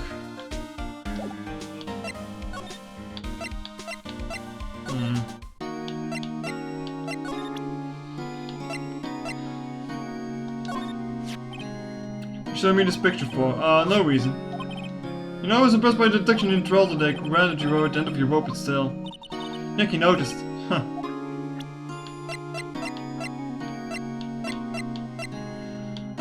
Okay, I think I'm just going to check a guide for this, because I am not in the mood to be stuck on this for 15 minutes again, like last time. I know it's cheap, but... Wait, no, that's a Steel Samurai case.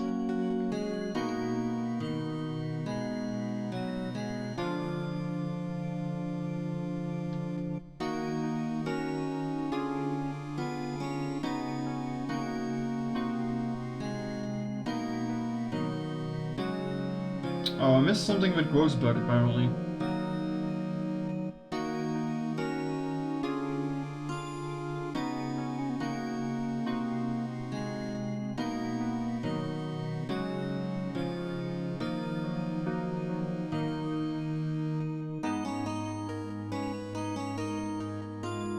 Are there dialogue options that I just didn't check on Rosebud? I think that might be the case. God damn it. If it truly was from Carmel who wrote that letter, then he would know the truth. If you know that Miles Edgeworth had accidentally killed his own father. He'll say as much tomorrow in court, I should think. Yeah. Like, it's always kind of silly when you get like an option and there's like a lot of text. And then it's like, oh wait, you need to go back to talk to get more information out of them. Because it already felt like I got everything out of him, you know. I'll press the point until the court finds Miles Edgeworth guilty. Oh no. How could Von Carmel know about Mr. Edgeworth's past like that? Even Mr. Edgeworth thought it was just a nightmare. That I do not know. Yet I do know that Von Carmel is both persistent and a perfectionist. He may be seeking to satisfy grudge against Gregory Edgeworth by hurting his son. I always go to check after, talk after presenting evidence. Yeah, gonna need to remind that. What do you mean? It was 15 years ago. Von Carmel met Gregory Edgeworth in court and Von Carmel did win. But he didn't make it through the trial until scarred. What happened in the trial between Edgeworth's dad and Von Carmel?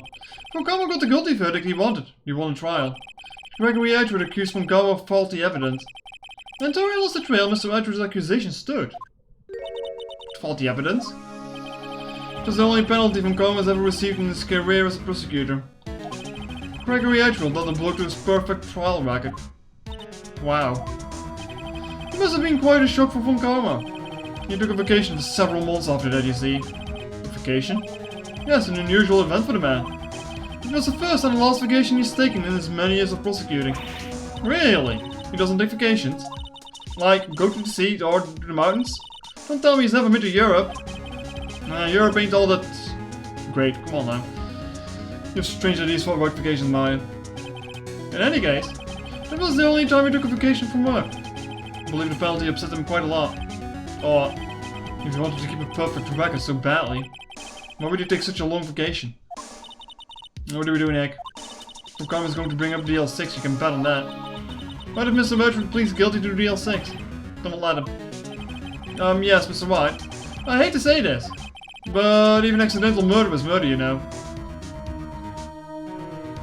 Even though it's 15 years ago and the culprit was a kid, so that might just be different rules, I don't know. I know that. I just believe in Edgeworth's innocence. I can't believe he killed someone. But Nick, Mr. Edgeworth admits this himself. His father must have lied to protect him from beyond the grave. I don't care. I know he's not guilty. Mr. Wright, If you say so, I suppose I could go check again. The police files might hold something of interest. Mr. Grossberg, thank you. Can't promise anything. In fact, I think that the chance of finding something are slim. I understand. The police materials.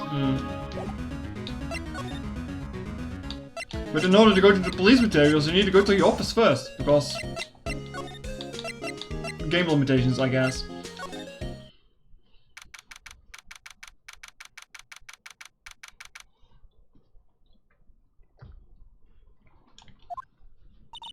There's hardly anyone here. Everyone must be out looking out for the old guy, Yogi. Ah, it's you. I don't think Gumshoe will be coming back today. Staying out late looking for someone. Sounds like Detective Gumshoe is pounding the pavement for real. I'll be wondering if we could check out the records room again. Well, no, I can't just have anyone wandering around in there. But I guess Mr. Von Karma is in there now anyway. You can go in as long as he's there. Von Karma? Yes, he just arrived actually. Von Karma's in the records room. Heck, let's hurry. Uh-oh, that's bad news. That's bad news.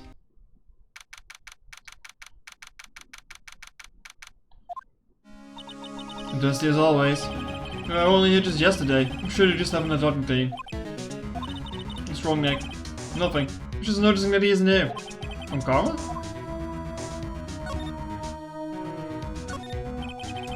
Here, also collected case reports. There's quite a large volume of reports here. So, what case reports? Yeah, it's a graveyard. Okay, we've had these yet last time too.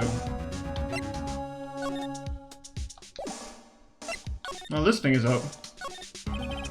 Kevin is what to keep evidence for current cases. Some of the things are obviously murder weapons and all the question marks. Most of it just look like random junk. Nick, why do you think this clothespin is for? Don't touch that, it's evidence. Oh, we didn't click on the thing. Huh? One of the drawers here is open. Someone must have been looking in it recently. The label says unsolved cases, evidence. Unsolved cases. Nick, the faithful DL6 is completely empty. What? What are you doing in there? Eek. Front-facing spite. Huh. Von Karma. You! How do you know my name?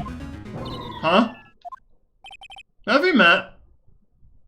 Is this guy for real? What are you saying? We see each other in, every day, don't we? From Miles Edwards' defense team. Defense team? Oh, I beg your pardon. I see you see, I rarely remember defense attorneys. They don't like bugs to be, needless things, to be crushed. I can see how this guy was Edwards' mentor. I don't like that face. He's smiling in a very bad way. Hello, Ploop. Mr. Edward is a student, right? A romanticist who still can't shed the veneer of amateurism. Just like his father, always second rate. Mr. Von Karma, you had an extra grudge with Gregory Edward, didn't you? Me? A grudge against a mere defense attorney? Why? Because he doesn't blow to the otherwise perfect trial record? So you did. But what I don't get is, why did you take his son under your wing afterwards?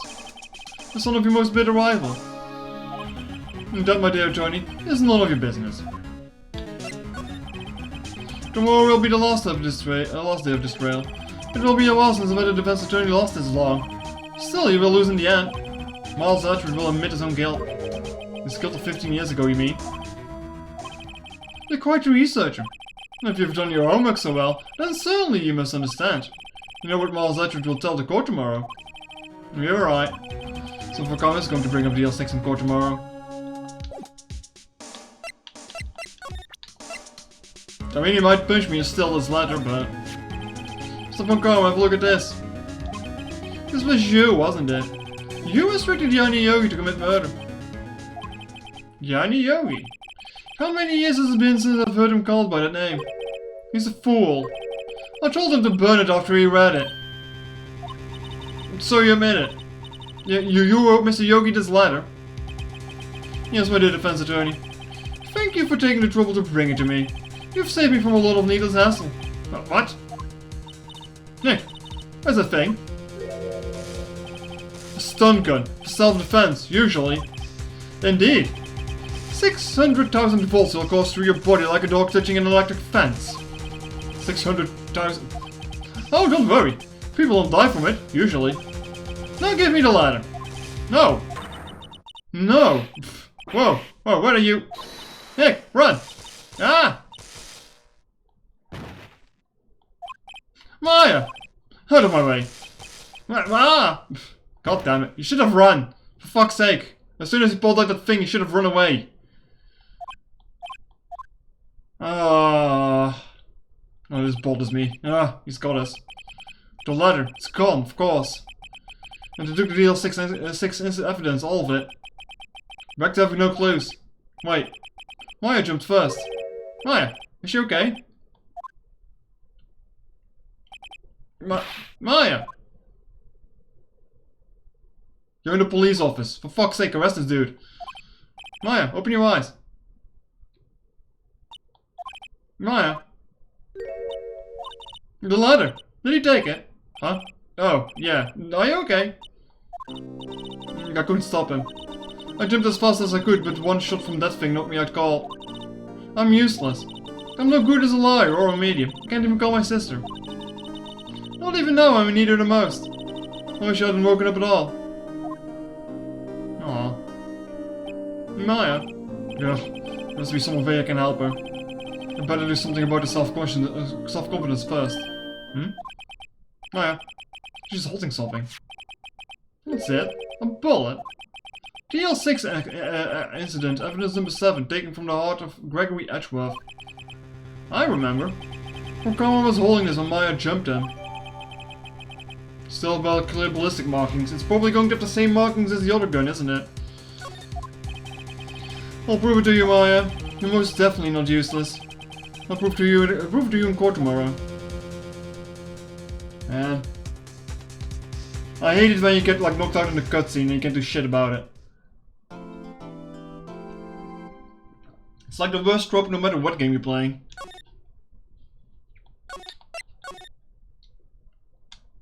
Final day, trial.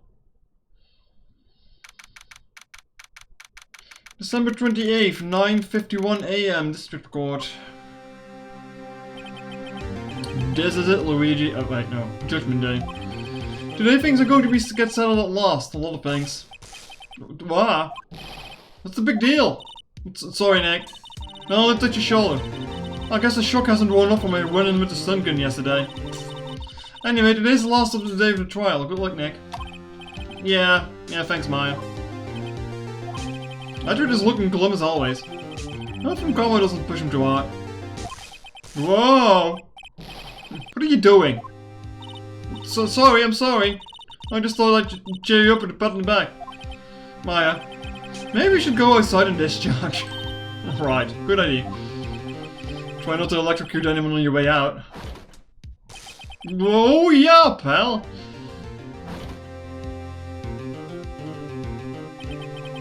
It's gotten into the girl. Detective Gumshoe. Morning, Mr. Edgeworth. Good morning. How did it go, Detective? Have no fear, as promised I've captured our runaway caretaker. I just brought him in. Took all night, pal. Thanks, Detective Gumshoe. You must be tired. Actually, after all that shock I got on the way in, I feel pretty good. Yogi says he's forgotten his own name, but it has to be a lie. Why would you want revenge on Edward if he couldn't remember his past? Does he? He does remember, and I'm going to prove it.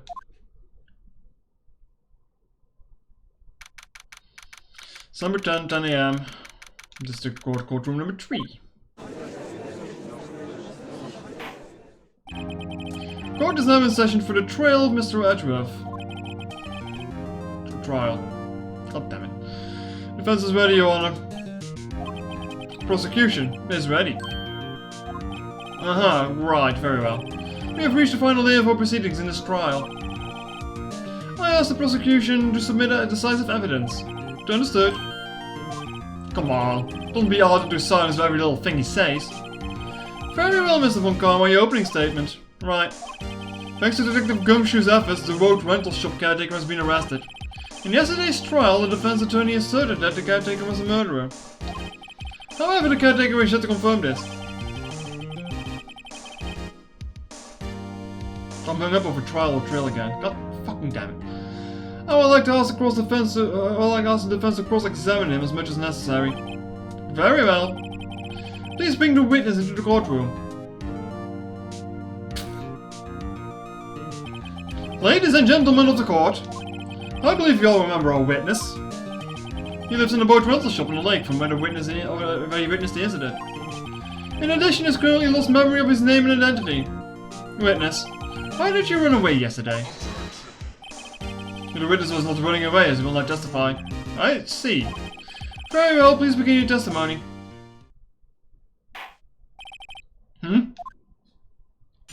I'll punish this guy. I'm really sorry about just leaving yesterday like I did, but I wasn't running away or nothing. I went to buy some food for Polly, see? Figured I got nothing to do with this incident anyhow. I mean, I need one of those motor things, right? And I don't got one. So my testimony yesterday stands as is. Very well. Let's begin the cross-examination, shall we? Yes, I know his name. Yanni Yogi. You're Yanni Yogi, and I'm going to prove it. Do we even have any evidence at this point left that I can present to any fucking one? Let me check. Oh, I really got the bullet. Damn. I'd call what you did running away and not just leaving. You heard Larry's testimony and you realized you were in danger. Now, Mr. Wright, there's no need to rush to conclusions. As I said, the witness was not running away. Listen to the testimony. He sure seems relaxed. In fact, they both do, from Kama and Yanni Yogi.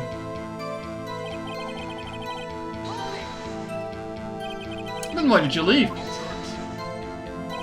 You're just about to say why. Is it so hard for you to quietly listen to when someone is talking? If I said quietly, I would have been guilty in 3 minutes.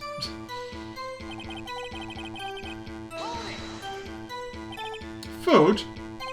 Well, Paul is a bit of a gourmand, you see. She only eats these high-quality bird pellets from France. We only have them in the big pet shop in downtown. I did almost say Dogtown. But you went to rest until this morning. Why didn't you go back to the caretaker shack? Well... I kinda got lost, you see. The witness has trouble remembering things sometimes. When the police apprehended him, he was on his way back to the shack. Yeah, right. Nice try from Karma. No one's gonna believe that. I see. So I was lost. Please, Your Honor, come to your senses. Well, I'm supposed to rush to conclusions when it comes to who we're putting on death row. Exactly. It's just how it works in real life, don't worry about it. Alright, Zaza, take care.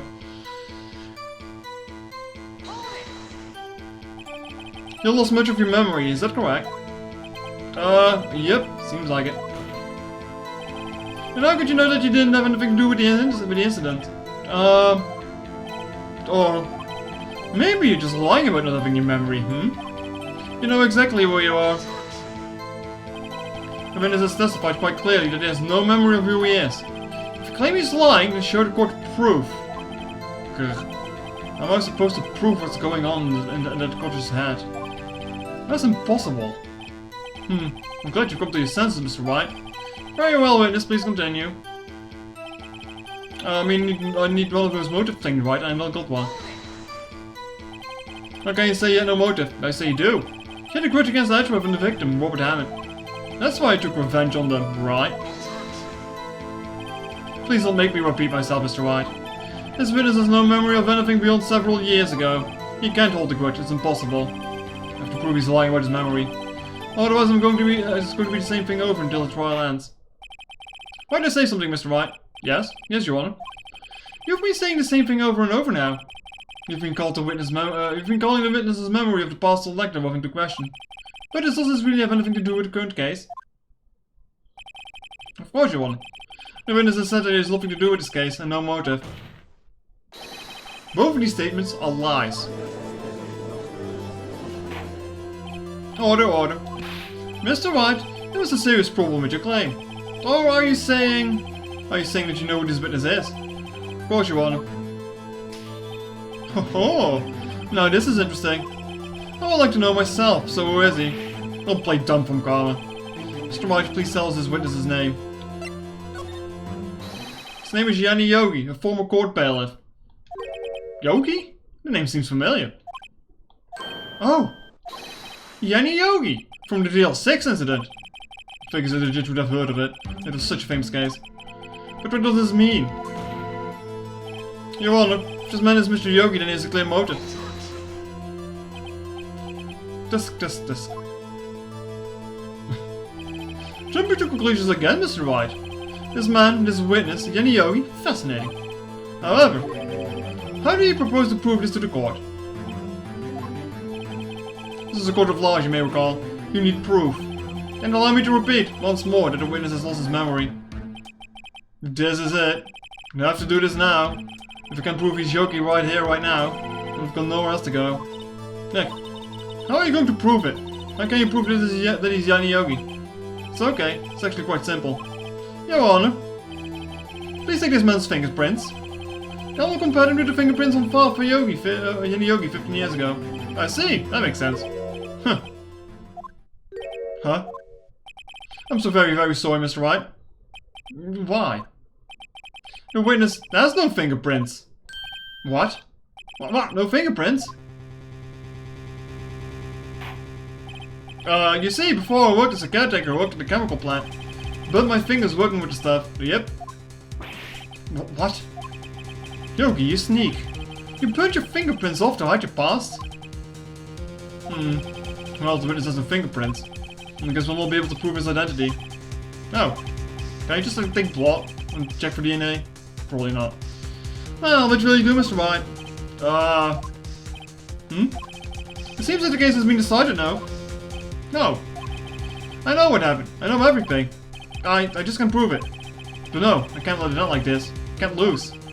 There has to be another way. There's no one who can testify who this witness is. No one. Nick, what are you going to do? Didn't even consider that he might have erased his fingerprints. What do we do now? Disc. Well, Mr. Wright, perhaps you'd like to cross-examine this parrot for a little comic relief, huh? Yeah, very funny. You're so winner, Von Karma. Wait a second. Cross-examine this parrot? What is it, Nick? No, you're not going to. Your Honor. The defense would like to take Mr. Von Karma up on his proposal. Take Mr. Von Karma up? On my proposal? Exactly, Your Honor. I would like to cross-examine the witness's pet parrot. I'll fucking remember this point. This is like one of the only things I remember this entire fucking game. Order. Well, what do you think, Mr. Von Karma? Needn't even ask. This is a farce. I object. Wait a second. You were the one who suggested cross-examine the parrot, Von Karma. That's the comedic part of Ace Attorney's point, yeah. I have a right to do as you suggested. Well, if you're so desperate, then please be my guest. Of course, should you go through with this, and nothing comes of it, I hope you're ready for the consequences. Nick, this is crazy. Well, still want to go through with your little game? Yes, I'm doing it. No, maybe not. Let the parrot take the stand. I will cross-examine her, Your Honor. This is the most ridiculous thing I've ever heard. Comes rigged every person's testimony, every piece of evidence, except the parrot. It's my last chance. At least, I think so. Bailiff, bring in the parrot. Oh boy.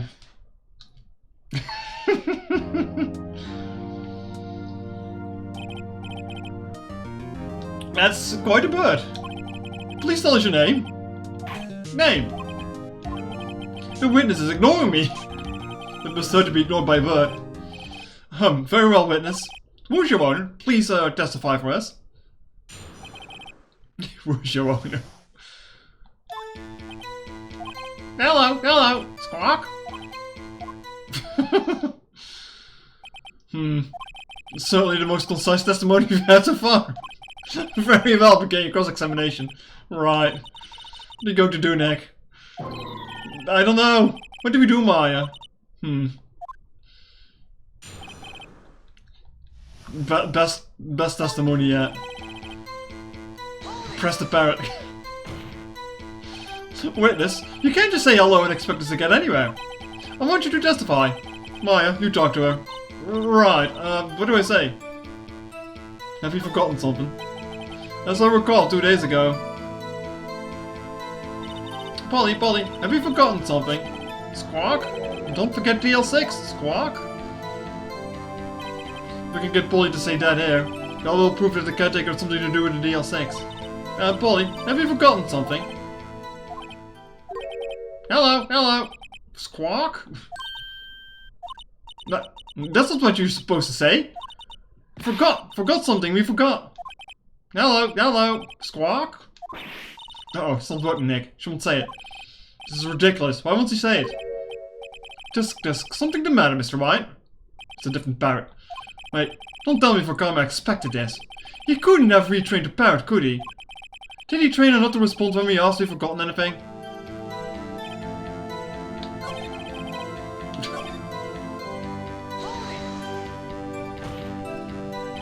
Goodness, you hate to speak. You must speak to me. Frankly, I can't believe they're just speaking to the parrot. Well, I guess we should try to get some information out of her.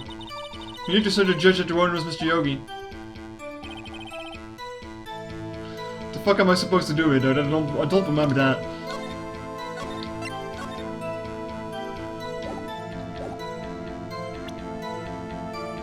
Actually, I'm not even sure on which one.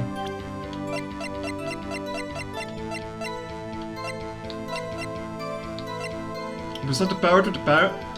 I know. You all know that? Okay. Not fun.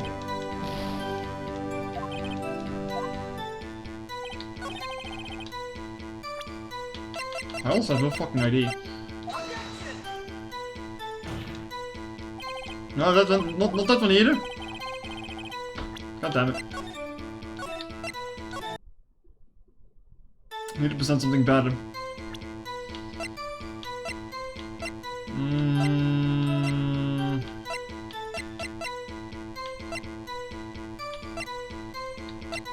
Holy fuck, I've got no idea.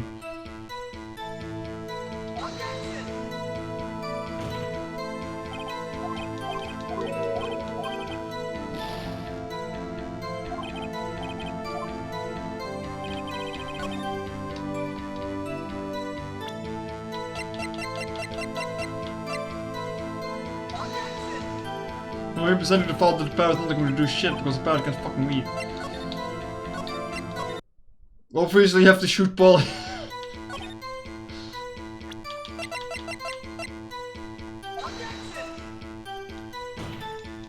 Nope, can't shoot the bird. Just gonna have to present shit. It's like there's only like 2 dialogue options.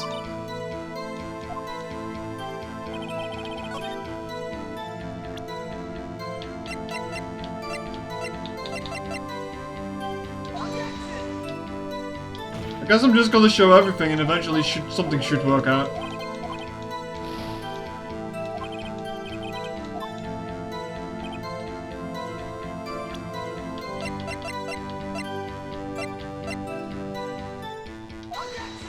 Metal detector probably doesn't do anything. No. Guess it's just time to brute force this one. I think I forgot to press? No. I pressed everything. When is here to speak, you must speak to me. No, I've pressed everything.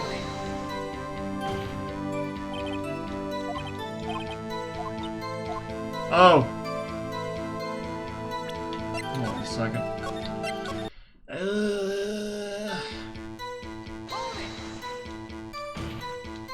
Might be done.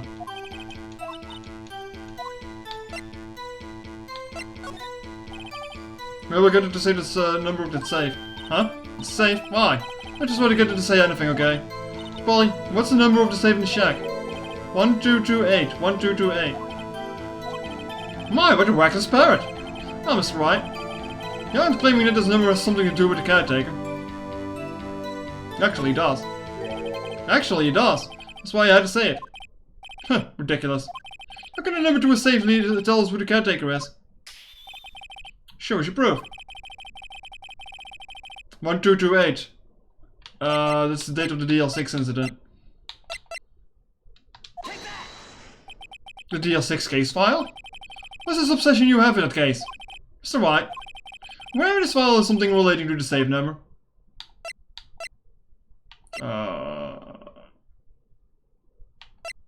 Case summary? It's on the case summary page. The case summary? Specifically the date on which the DL6 incident occurred. The date of the incident, December 28th. Right, that's today's date, 15 years ago. And the number on the safe is 12/8/28. Ah. He used the date of the DL6 incident as a safe for as a number for a safe, Your Honor. That's how important that date was to him. I see. That's certainly an interesting coincidence. People often set their numbers, secret numbers to dates. Bah, this is not tangible proof. I set my ATM's card number to 0001 because I'm a number 1. I don't think you should tell it to everyone, but hey, this has nothing to do with the date. Nothing. Indeed. I learned it's a little weak for evidence in a murder trial. We would need some more corroborating evidence. Where am I going to find that? Yeah, we're getting closer. One more, if we can just get one more piece of evidence. Right, but what? Very well, witness, you may continue.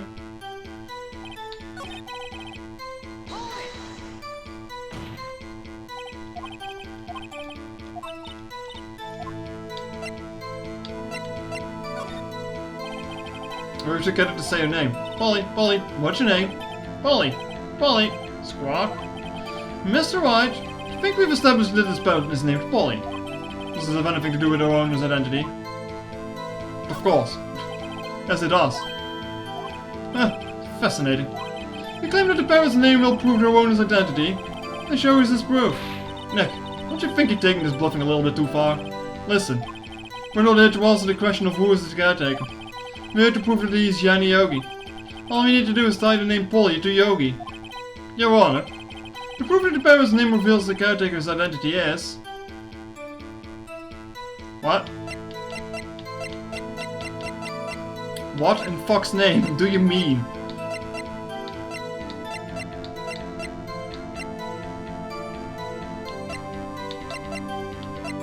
Right, even I don't know what the hell you mean with this shit. Present the parrot to the parrot? Mr. Wright, I'd hoped you would have learned this by now. Making random guesses is a waste of time.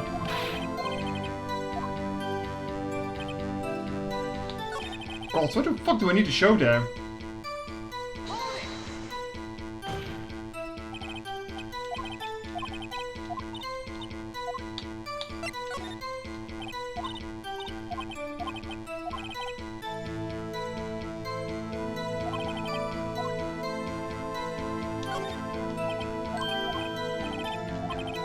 Should be any evidence.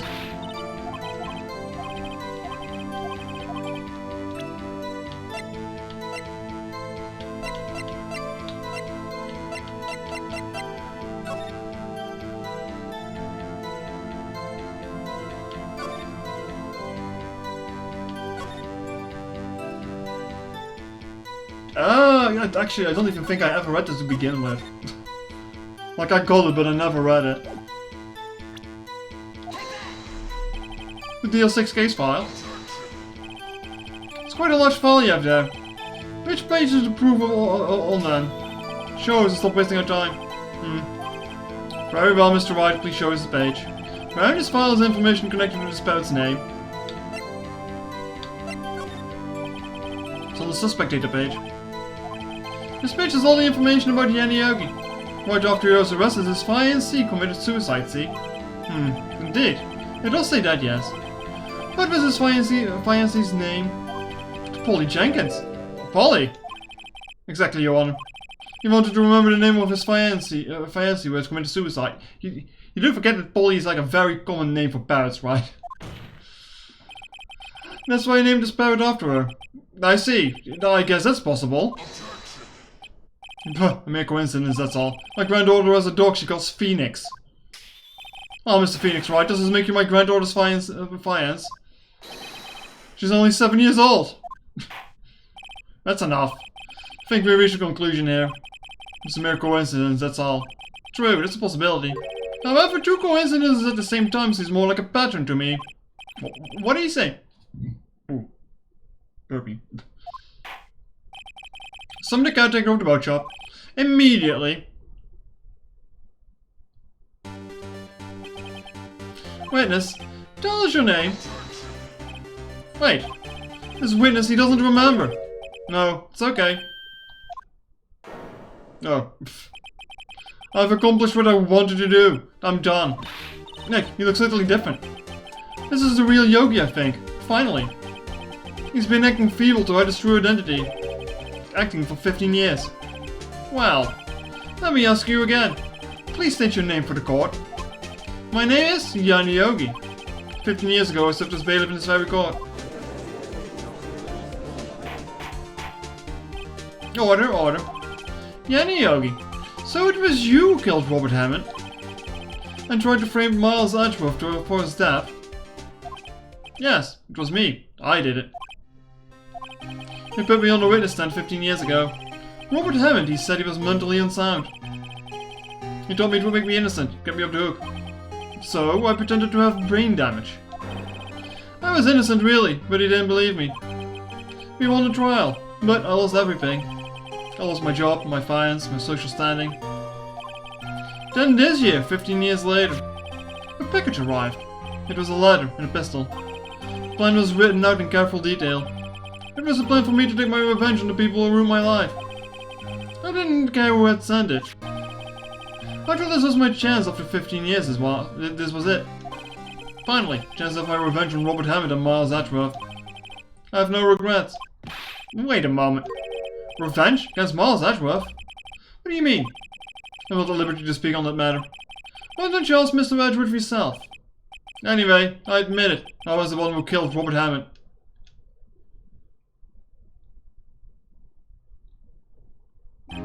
Von Connor, where's Mr. Yogi? Under arrest, Your Honor. I saw no room for error in his confession. Then, the defendant Miles Edgeworth is innocent. In this case, at least. Very well. Will the defendant please take the stand? There are a few mysteries left unsolved. Still, you are cleared out of suspicion for this particular case. So we'd like to pass judgment on the murder of Mr. Robert Hammond. Any objections? I don't believe it. Why isn't Fukama saying anything? Very well. This court finds the defendant, Mr. Miles Edgeworth, not guilty.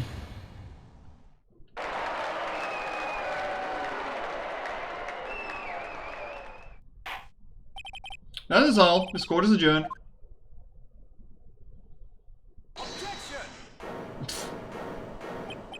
Did someone just say objection? It wasn't Fukama. Wait, but that means... No! Edgeworth? Your Honor, I object to your judgment. What do you mean? I'm not innocent at all. As we have heard, Yanni Yogi killed Robert Hammond in revenge. But revenge for what? Nick, Edgeworth is trying to confess. He's going to say he's guilty. He's going to tell me he was a murderer in a DL6 incident. He's going to tell me he killed his own dad. Uh-oh, what do I do? Raise an objection. The judgment has already been passed. I object to Edgeworth's outburst. Didn't something like this happen yesterday too? I believe a certain witness raised an objection after a guilty verdict was passed. That would be Larry. We must say this new statement. We must hear Miles Edgeworth. He's right. We have a duty to hear Mr. Edgeworth out. Oh boy. Goddamn it, Edgeworth. Why are you fucking yourself over like this? For 15 years, I've had a recurring dream. A nightmare. It's only a nightmare. That's what I told myself. And now I know it wasn't a dream. Yanni Yogi wasn't the killer. You mean, in the incident where your father died? From the distance of the shot, it wasn't suicide either. Everything was as clear as day. The murderer. The criminal in the DL6 incident. It was me. Your Honor, I confess my guilt. I'm guilty for DL6, the statute of limitations which ends, the statute of limitations of which ends today. The culprit is me.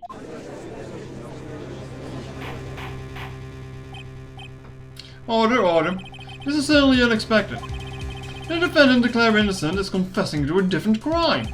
A crime for which the statute of limitations runs out today. I'm not really sure how I should deal with this. Huh. It's obvious. We hold a trial, right here, right now. We tried this man for his crime of 15 years ago. I think I would like to take a 5-minute recess. During this time I will consider the appropriate course of action to take. This court is adjourned. God damn it, Edgeworth. It's gonna be no, but no.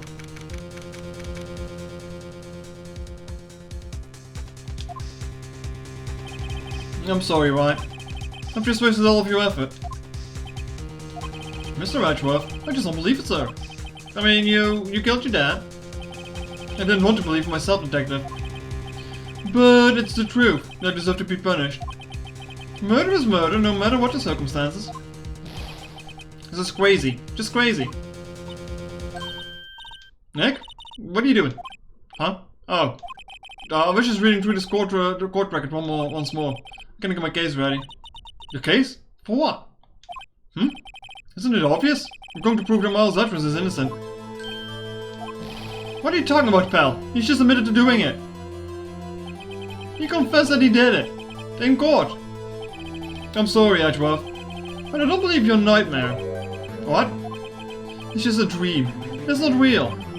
The proof is right there in this court record. In any case, tighten your belts. The real fight is just beginning. I'll prove that you're innocent, trust me. Right.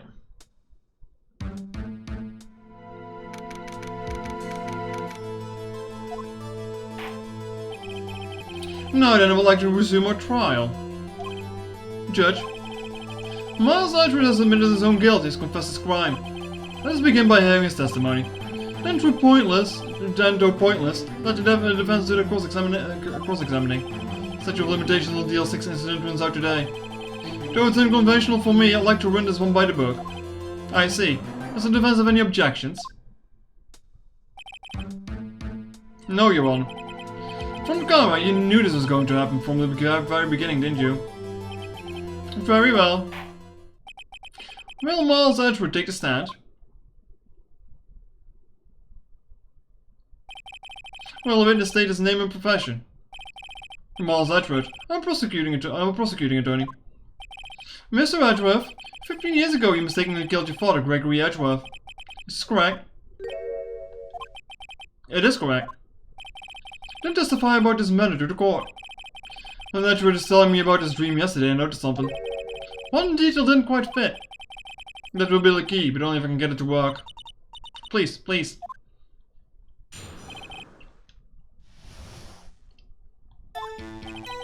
That day I had gone to the courtroom to observe one of my father's trials.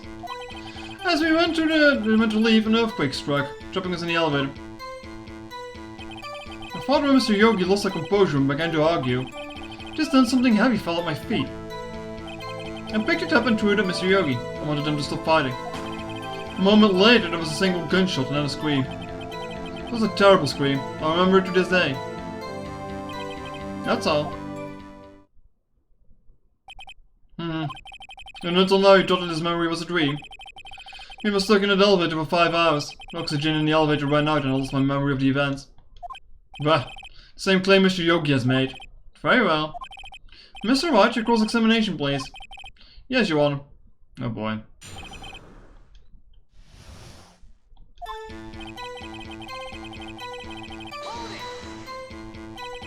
What was the trial your father was involved in on the day? I don't remember things very clearly. Only 2 things. I know my father lost and Mr. Von Kahn was the prosecuting attorney. Mr. Von Kahn? You were handling that case? It was 15 years ago. I don't remember the details. As long as Edward pointed out the problem in Von Kahn's evidence.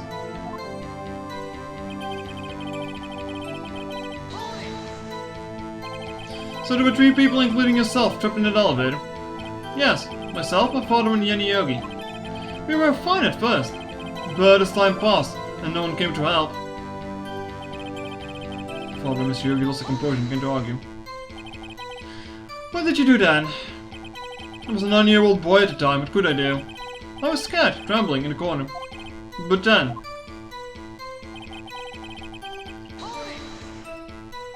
What was it? A pistol.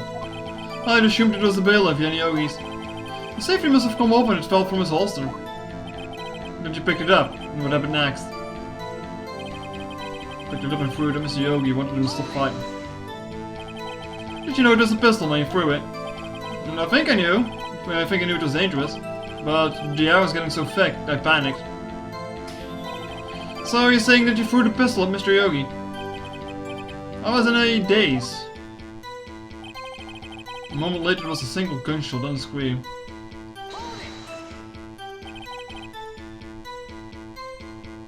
Why can't I achieve a meow? The confide once? Yes. I think after I threw it, I lost consciousness. Since then, they echoed in my head every day. That gunshot and that horrible scream. The scream. It was a terrible scream I remember to this day. Hold on a second, chat. I'm going to have to silence the cat. God damn it.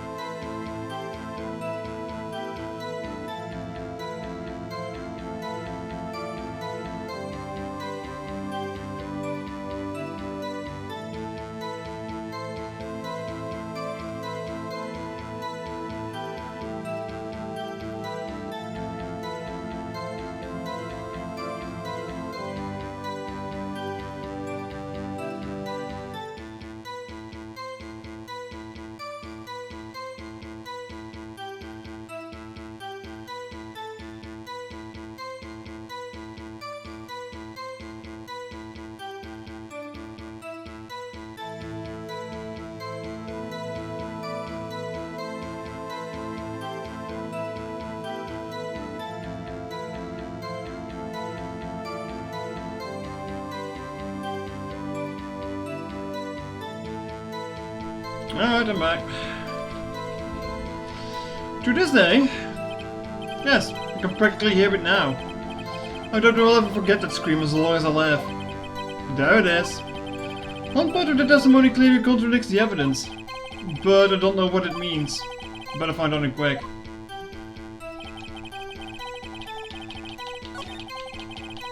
Oh, welcome back, Zaza.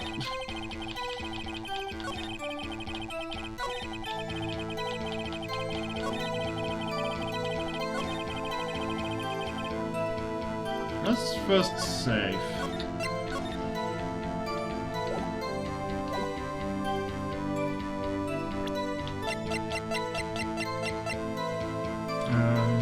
Regis.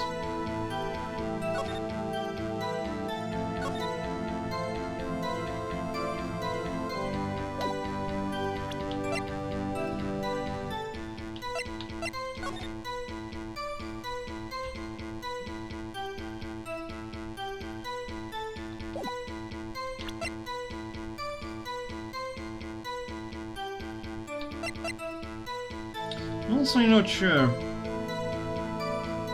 Okay, the things to prove is like only like these three things here that I need to present, so it's not that much. I'm not sure if this is like the specific thing though.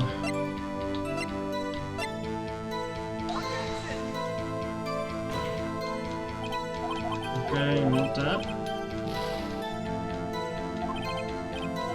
Was that my first guess then?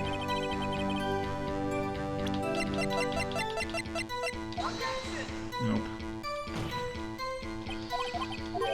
Yeah. I'm starting to leak brain juices, I think.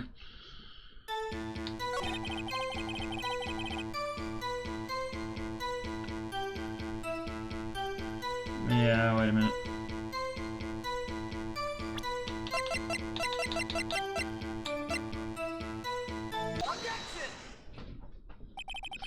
So it was only one gunshot. Yes, I'm sure of that.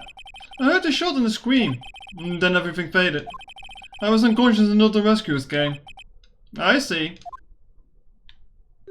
No, Your Honor, unfortunately you don't. Take a look at this.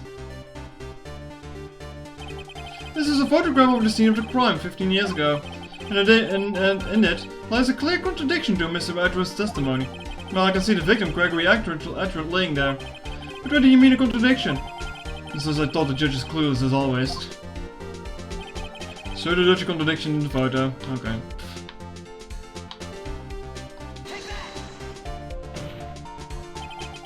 It should be obvious the contradiction is there.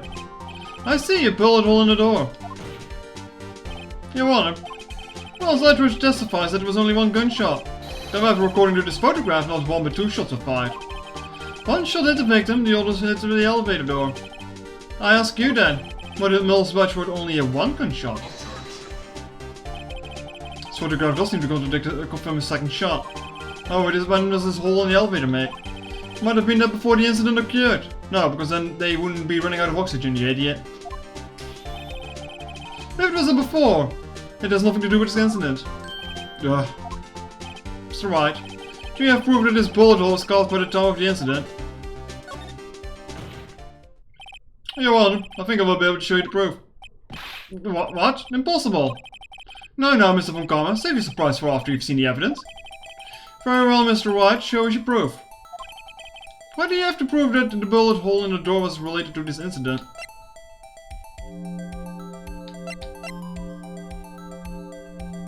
Do I really have any evidence on that? Oh, no, the bullet. Mr. Wright, okay, no.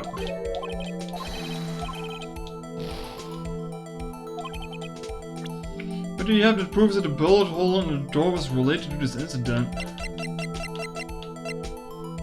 But no, I don't think so.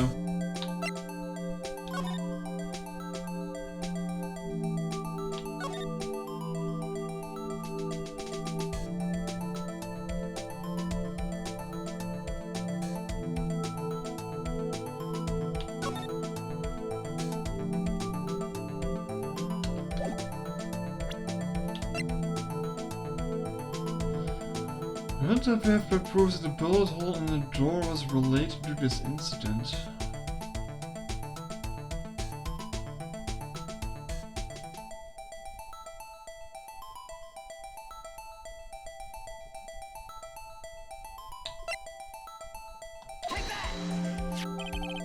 Your Honor, the answer is in this file, is it though? You do know dragging out this file, don't you? I don't accept this evidence unless you can tell us on what page it's on. Which page shows us the link between this bullet.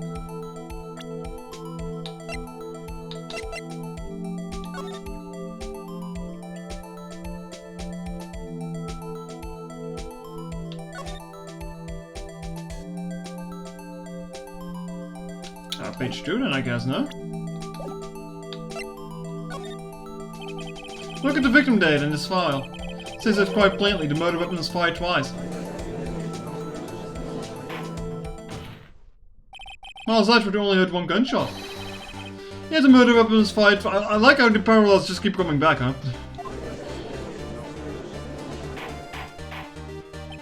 Order. Mr. Wright, what are you driving at? It's simple, Your Honor. At the time of the incident, 2 shots were fired. One went into Gregory Edward's heart. The other hit the elevator door. Remember that the defendant lost consciousness after the shot he fired rang out. In conclusion, you must agree that the second shot was fired by someone else. Mr. Wright. But why could someone else be? The murderer, of course. I knew I should have stepped in before your wild fantasies got out of hand. Mr. Wright. Look once more at the DL6 incident case file. Look closely. Try the case summary page. The case summary. It's on page 1. Look at what is written there. Not a single clue was found on the scene. The pistol had indeed been fired 2 times. Then the other bullet had been discovered on the scene. Oh, he does have a point. The second bullet has never been found. Why? Because the second bullet does not exist. The bullet that claimed Gregory's Edward's life is the one fired by his own son. That is the truth of this matter, the whole truth. And there's undoubtedly something else that made that bullet hole in the door. Order. I will have order. Mr. Wright has proven one thing to us quite clearly. That the murder weapon was fired twice at the time of the incident.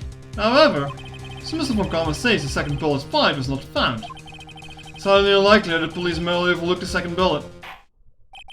So we all have to since a single bullet fired. I'm afraid I'd have to discount his evidence with the defense's claim. Desk. I praise the judge for his wisdom in this matter. Yeah. How did this happen? I don't believe that the second bill. I don't believe that the second bill didn't exist. Was I wrong? Haven't been wrong about some of this whole incident. What are you doing, Nick? Why aren't you raising an objection? I'm sorry, Maya. What? It looks like I was wrong, Nick. If the second build wasn't there, then all my conjectures are for nothing. No, but you said you could do it, Nick. You said you could Edward declared innocent. I'm sorry. It's just when I saw the photograph, I thought that 2 shots had been fired. I was so certain of it. I thought I'd won. I thought there was another person, someone else would fire the killing shot. But now, I was wrong to think that it could be that simple. This case has stood unsolved for 15 years. Nick. Well, it seems that we have finally cleared up this incident. Only one bullet was found at the scene of the crime. That shot was fired by Miles Edgeworth. Precisely. I would like to ask one more thing of Miles Edgeworth before passing my verdict. Have you been paying attention to the trial so far? Yes, Your Honor. Do you have any objections? No, I do not. So you killed your father, though that was not your intention? Yes, I did. Oh no. He's accepted the guilt. Very well. The statute of limitations on the murder of Gregory Edward runs out today. Therefore I must pronounce a verdict on the defendant today, right here. Right now. Indeed.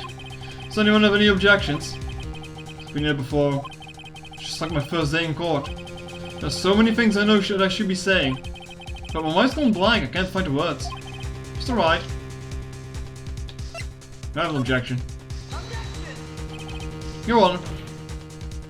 I object. Disc.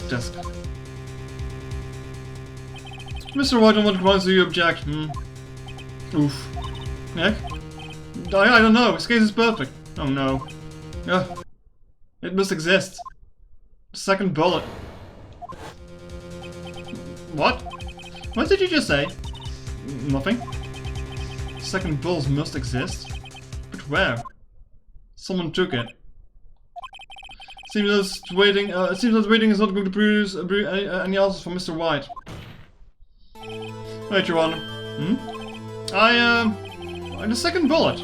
It existed. What? But we've just had proof that it did not exist. I realize that, Your Honor. I'm really grasping here. It's just, someone took it from the scene of the crime. That's what happened. But who? The murderer. The murderer? Then tell us just who is this murderer. I'm still thinking about that one. So the criminal took the second bullet, but why? Huh? First of all, how would we have found it? It's not easy to find a stray bullet, Mr. White. Was there some pressing need for the murderer to search for the bullet?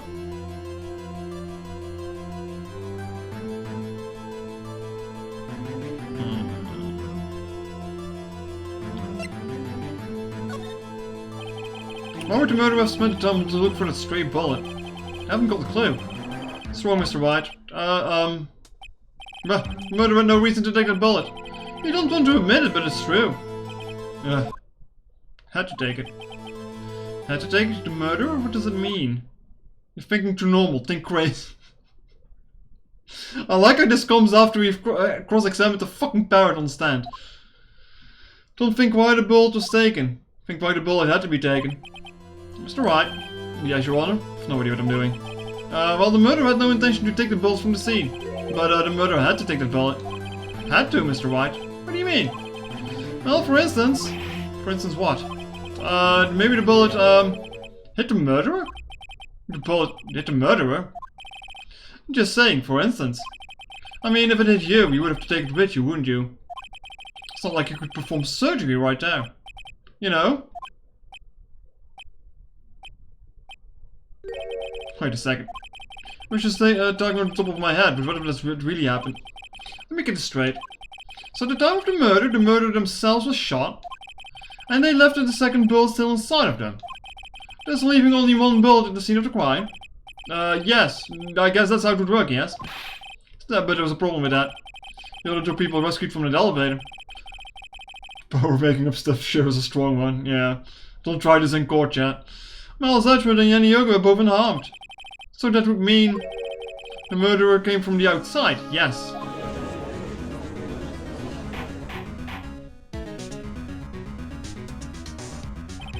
The two men fight inside the elevator. Alright, Zaza, see you later again. Trying to stop them, the boy picks up the pistol at his feet and throws it. The pistol discharges and the bullet goes through the elevator door and hits the murderer outside. The boy loses consciousness. Then the murderer opens the elevator door and sees the man inside.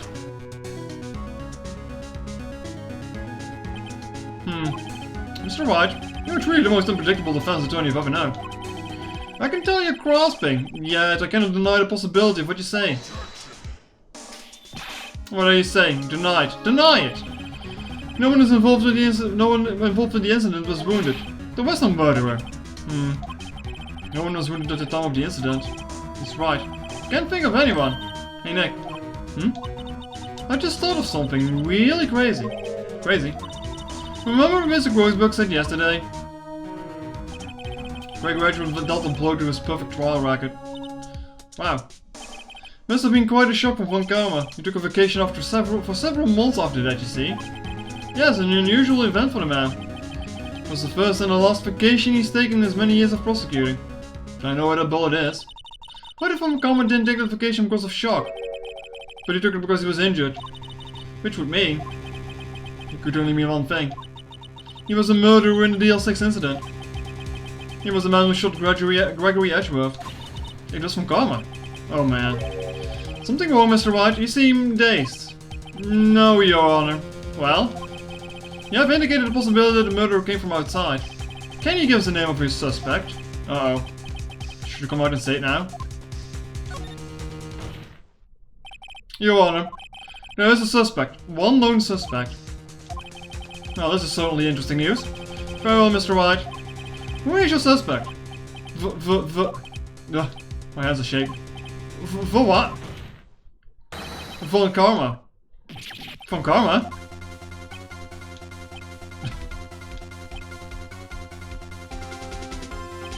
You mean the Von Karma? The prosecutor? The one standing right over there? You don't object? I see no need. Why all of this ridiculous outburst of my objection? Because you took a vacation for several months starting the day after the incident. Yet you pride yourself on a perfect record. Why would you take such a long vacation without any reason? So you're claiming that I took a vacation to heal my injury from the incident? Fascinating. Prove it. I would have needed surgery now. Why did I go into the knife fight, Mr. White? Bring the doctor that operated on me. Have him testify. Nick. Let's find out who this doctor is. It's no use. Edgeworth? I know Von Karma, perhaps too well. He's perfect. He wouldn't leave clues. He probably didn't undergo surgery. It means the bullet is still in his shoulder. Give me a second.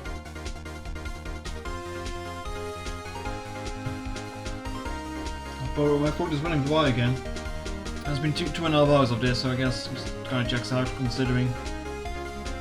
I mean, I never remember having so much difficulty with Danganronpa, but then again, there was like half of those streams are like voice, so.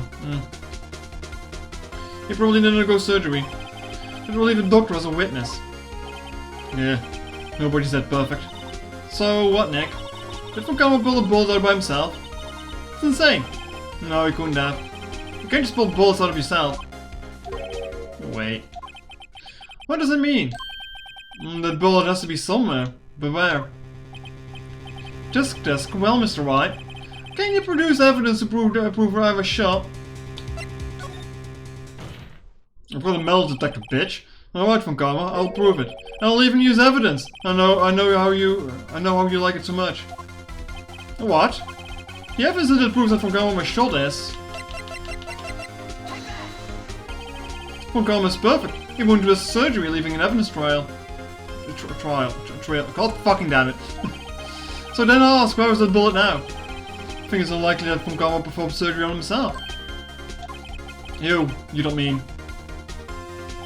I do. There is a possibility that the bullet is still inside of Von Karma. Is it even possible for all these years? Well, there was one way to find out. We could use his metal detector. Well, Von Karma, I'm going to run this over you and I'll see what we'll find. I refuse. You refuse? What refusing this means? You acknowledge that the bullet is still inside of you. Order, order, order.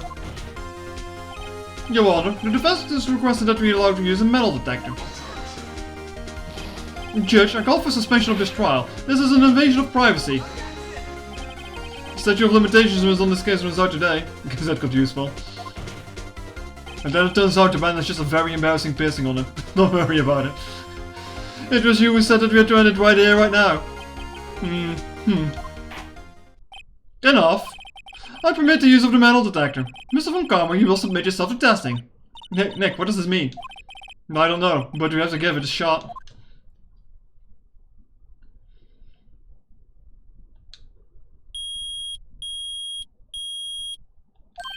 It reacted. Something is inside his right shoulder.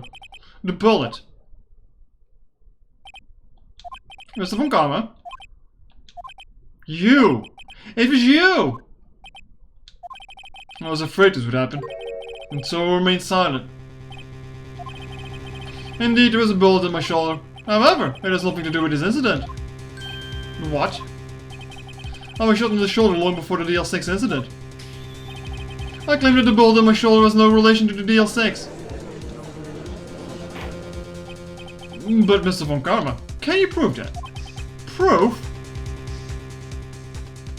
I have no obligation to prove anything. It's Mr. Wright who must prove something here. Not I. Mr. Wright? Well, can you prove it? Can you prove that the bullet in Von Karma's shoulder was from DL6? Of course you can't. You don't have any of the DL6 evidence. It's because you took it out of the record rooms yesterday. With no proof, you cannot convict me of any crime. Sorry, Mr. Wright. No, I'm the one who's sorry, Mr. Von Karma. What? You were close. One day away from freedom. But you see, I have proof. What? Who would have thought that you would dig your own grave trying to convict Edgeworth? You can link that bullet in your shoulder to the DL6 incident. Because we got the other one, this is my final proof. I guess? That's a bullet. Where did you get that? This is the bullet used in the DL6 incident.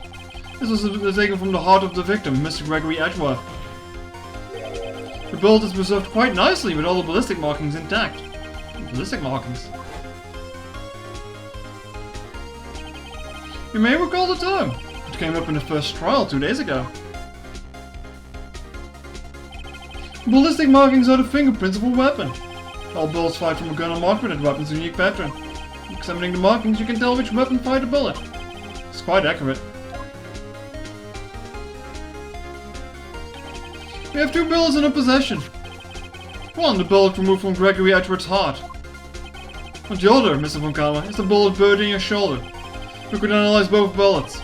And if the markings matched, we would know that both bullets had been fired from the same gun.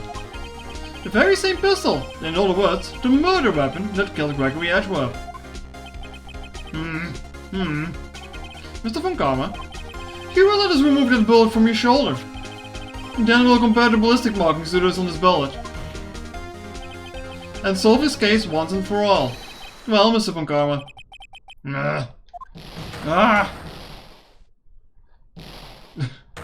Just keeps roaring.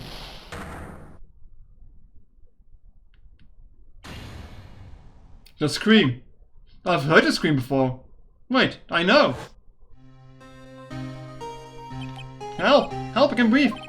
Quiet. I said quiet. You're not making this any easier. Stop breathing my air. I'll stop you. Stop breathing my air. Get away. Get away from my father.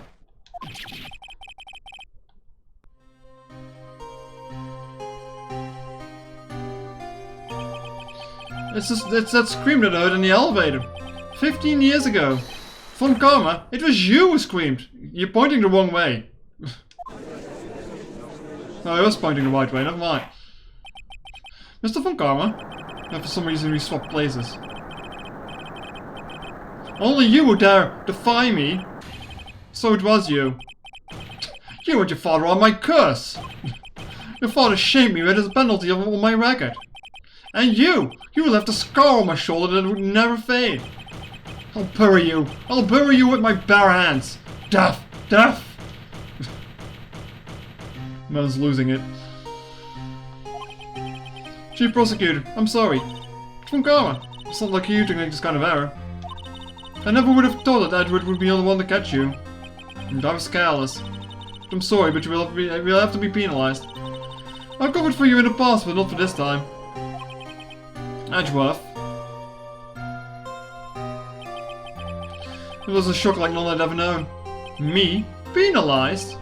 It took hours for me to regain my composure. Suddenly I found myself in the darkness. It was in the court records room. I must have wandered in there without thinking where I was going. The room was pitch black. The lights must have gone out. I went out into the hall and felt my way to the elevator. I pressed a button, but nothing happened. Then there was a noise.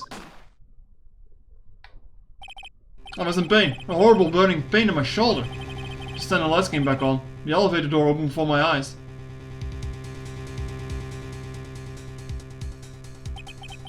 I saw 3 people inside, all laying unconscious from oxygen deprivation. Much to my surprise, a pistol lay at my feet. I knew then, it was destiny.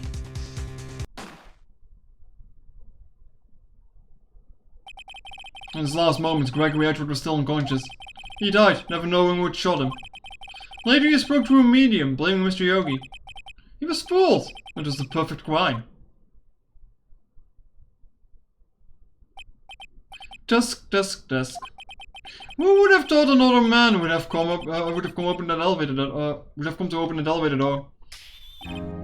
Judge. What? What are you doing? Do your job. Bring an end to this miserable charade. No, end it. Very well.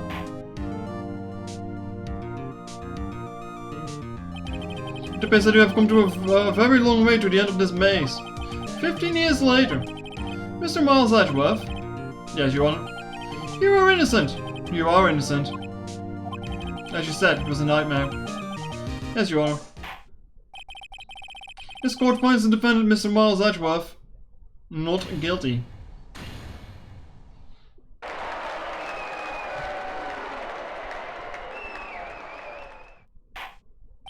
And that is all. This court is adjourned. Not even saying that Von Karma is guilty, but sure. December 28, 5:38 PM, District Court. Defendant lobby number 2. Nick, we did it! Did you see his face? Von Karma looking paler than usual. He's pretending to be all cool, but inside you crushed him, Nick. Crushed. Crush! Sorry. I gotta say, I'm impressed. It's pretty close, though. I was sure we had it. I know, I was on the verge of tears the whole time, myself.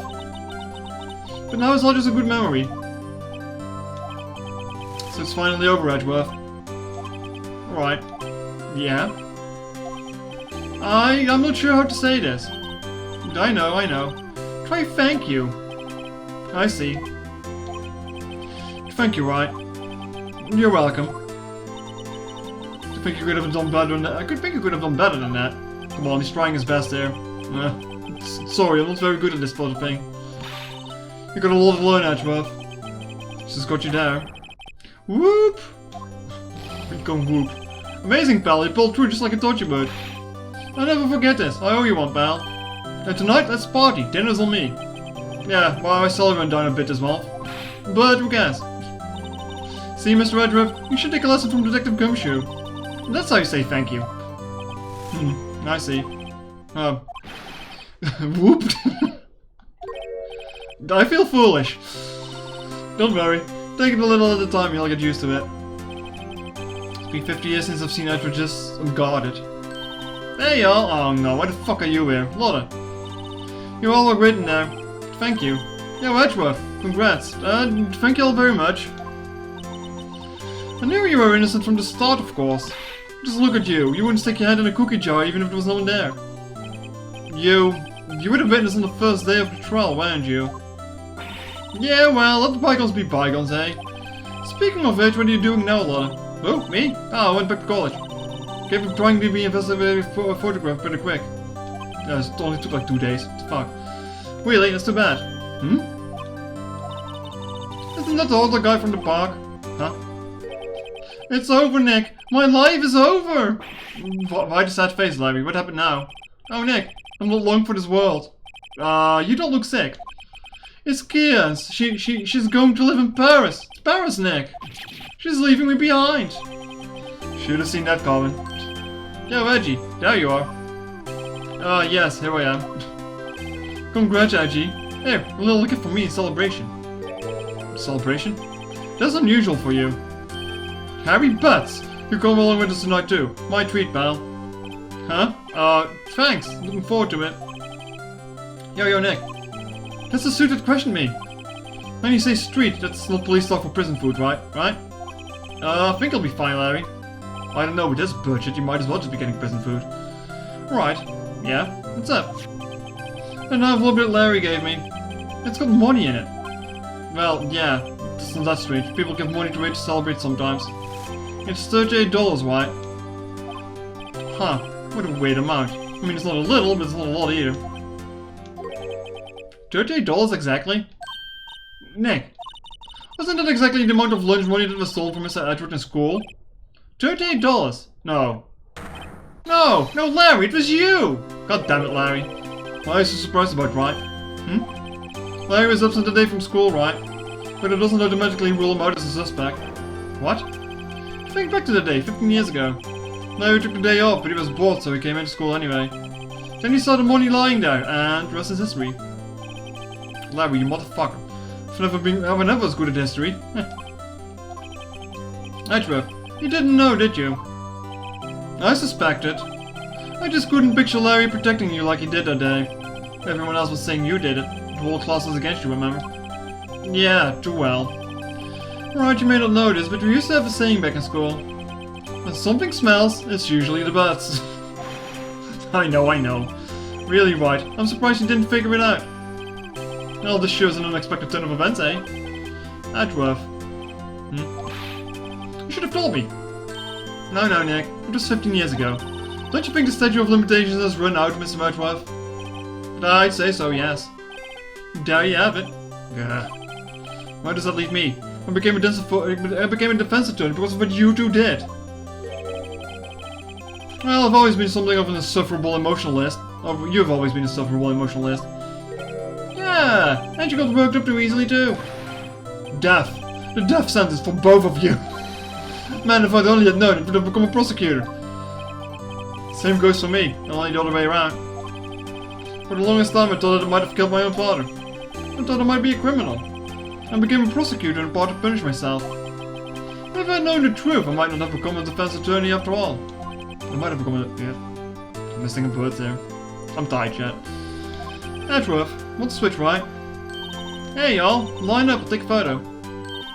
Hey, photo time, let's go. And after all that, dinner on me. Detective Gumshoe took us out to the town that night. We celebrated Edward's newfound freedom. Even though Edward himself is still in detention. Really? Why was he still in detention?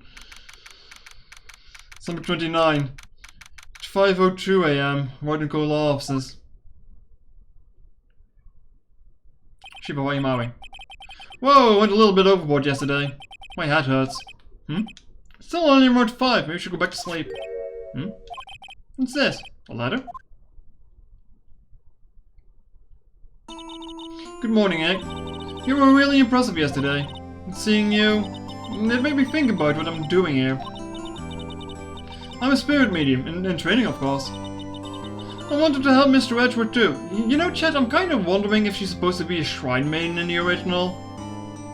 Well, it might be related. It's close enough, I guess. Maybe not. I wanted to help Mr. Edgeworth too. I wanted to help you. But I couldn't. I was useless. So I've decided to go back to my training. I'll become a full-fledged spirit medium for starters. I couldn't say to your face, so I left this letter. Goodbye, Nick. Goodbye? What time is it? Oh, the first trains for the mountains have already left. To the station.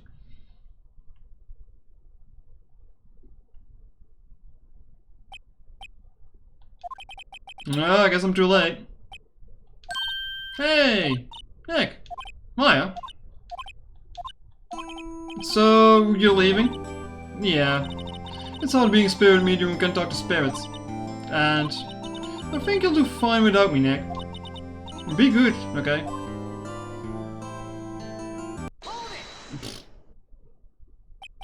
Wait. What? I never could have saved Edgewood without your help. Hmm? On the last day of the trial, I heard her. Heard Mia's voice. You heard my sister?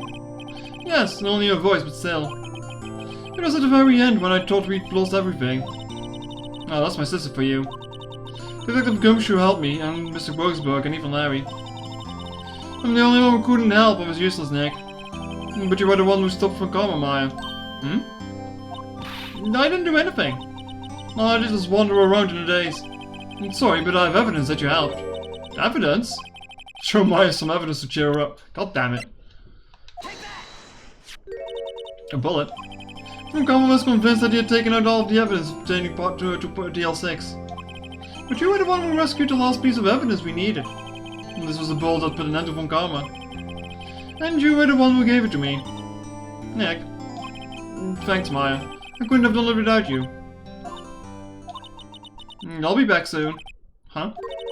I'm going to complete my training and come back. Okay, I'll be waiting. Of course you will. You can't run an office by yourself. You're hopeless. I don't know about that. So, this is it. See you soon, Maya.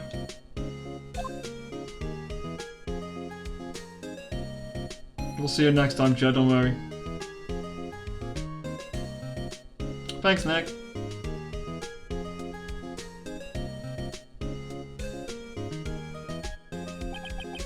And so my story ends. Time to turn a new page.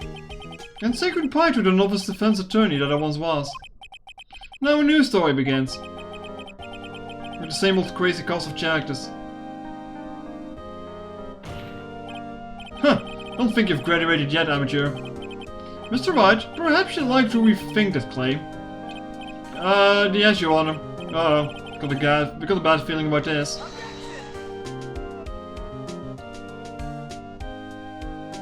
And that's how the first game ends. Though there was still an extra case in this.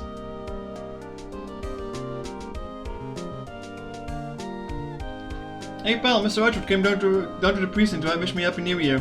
Talk about a pleasant surprise. Whoop, Detective Gumshoe! And then the young ass held low and went right back outside. And kind of like he was embarrassed or something. Strange, huh? Well, I can't blame him. Look at that wretched creature in the back there, chat. We'll be seeing that soon. I wonder if they ever counted on this being a success when they first made it.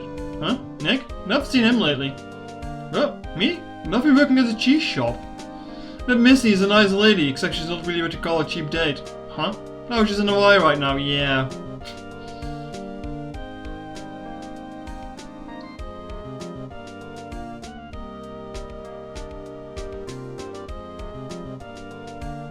Oh god, you again. Whoa, right? Yeah, I remember him. I hear he's been busy lately.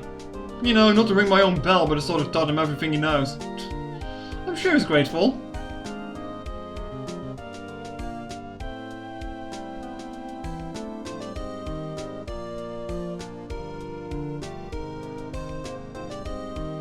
Oh god, you. Phoenix Wright? Ah, the defense attorney who I wrote the affidavit for. Oh yes. You should know I've taken care of management over the Gatewater Hotel recently. Should you be in the area, please stop by. Who are they all talking to anyway?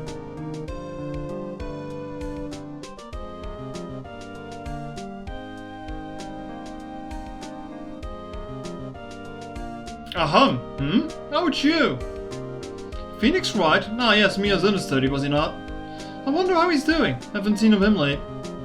Oh, the days of my youth. Like the scent of fresh lemon, you see. God damn it.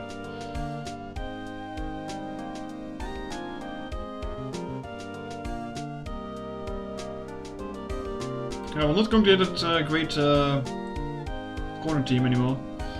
Phoenix Wright? Is he an actor? Well, I'm not buying it. You can't be a star with a name like Phoenix. How did you know that you panicked? Oh, god, never mind.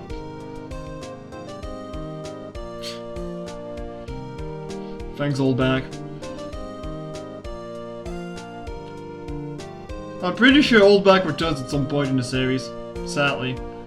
I'm pleased to announce the Pink Princess is a hit. I sure owe that Mr. Wright a great deal, Sniff. Oh, and I'm keeping my face out of the public eye until the show's over. I wouldn't want to ruin any kid's dreams, you know. Well, I mean, if you are the Pink Princess, then yeah, that's probably quite a shock to a lot of people. Some things never change.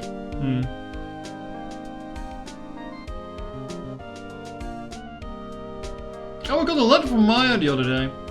Sounds like she caught a gold standing under a waterfall. I wanted to visit, but didn't have time, so I sent her some Pink Princess trading cards. She says you can't buy them where she is. What kind of place is she living at anyway? In the middle of the sticks. Not much sure. Even in the shitty little town I grew up, I had to go buy Pokemon cards and shit. Right, who's that? You wanna talk? Let's talk Pink Princess, alright. But, you know, I snuck into the studio the other day. Kinda saw her, the one inside the Pink Princess suit. What a dog. It's kind of a shock for a boy of my tender age.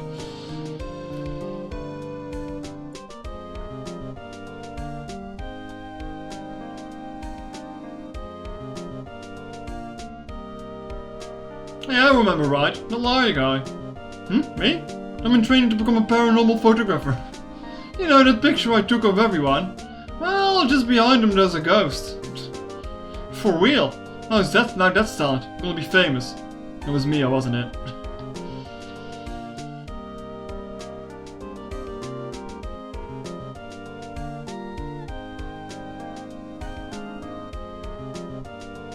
Yep, call it. Why would you even frame the photo like this anyway if there's no one there for you?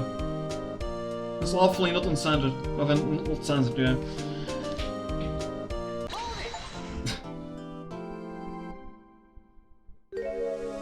A brand new episode has been added. Episode 5. Oh.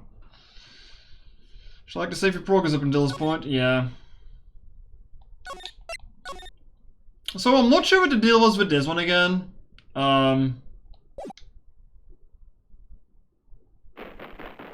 No. Like, I think this was like a bonus on the DS version or something like that. Or like an extra case that like got added on that port or something. So we're gonna see some funny 3D shit.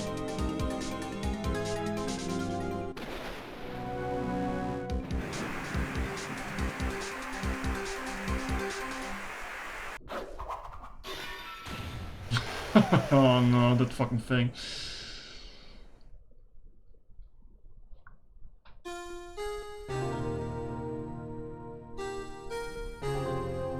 No, that's for next week.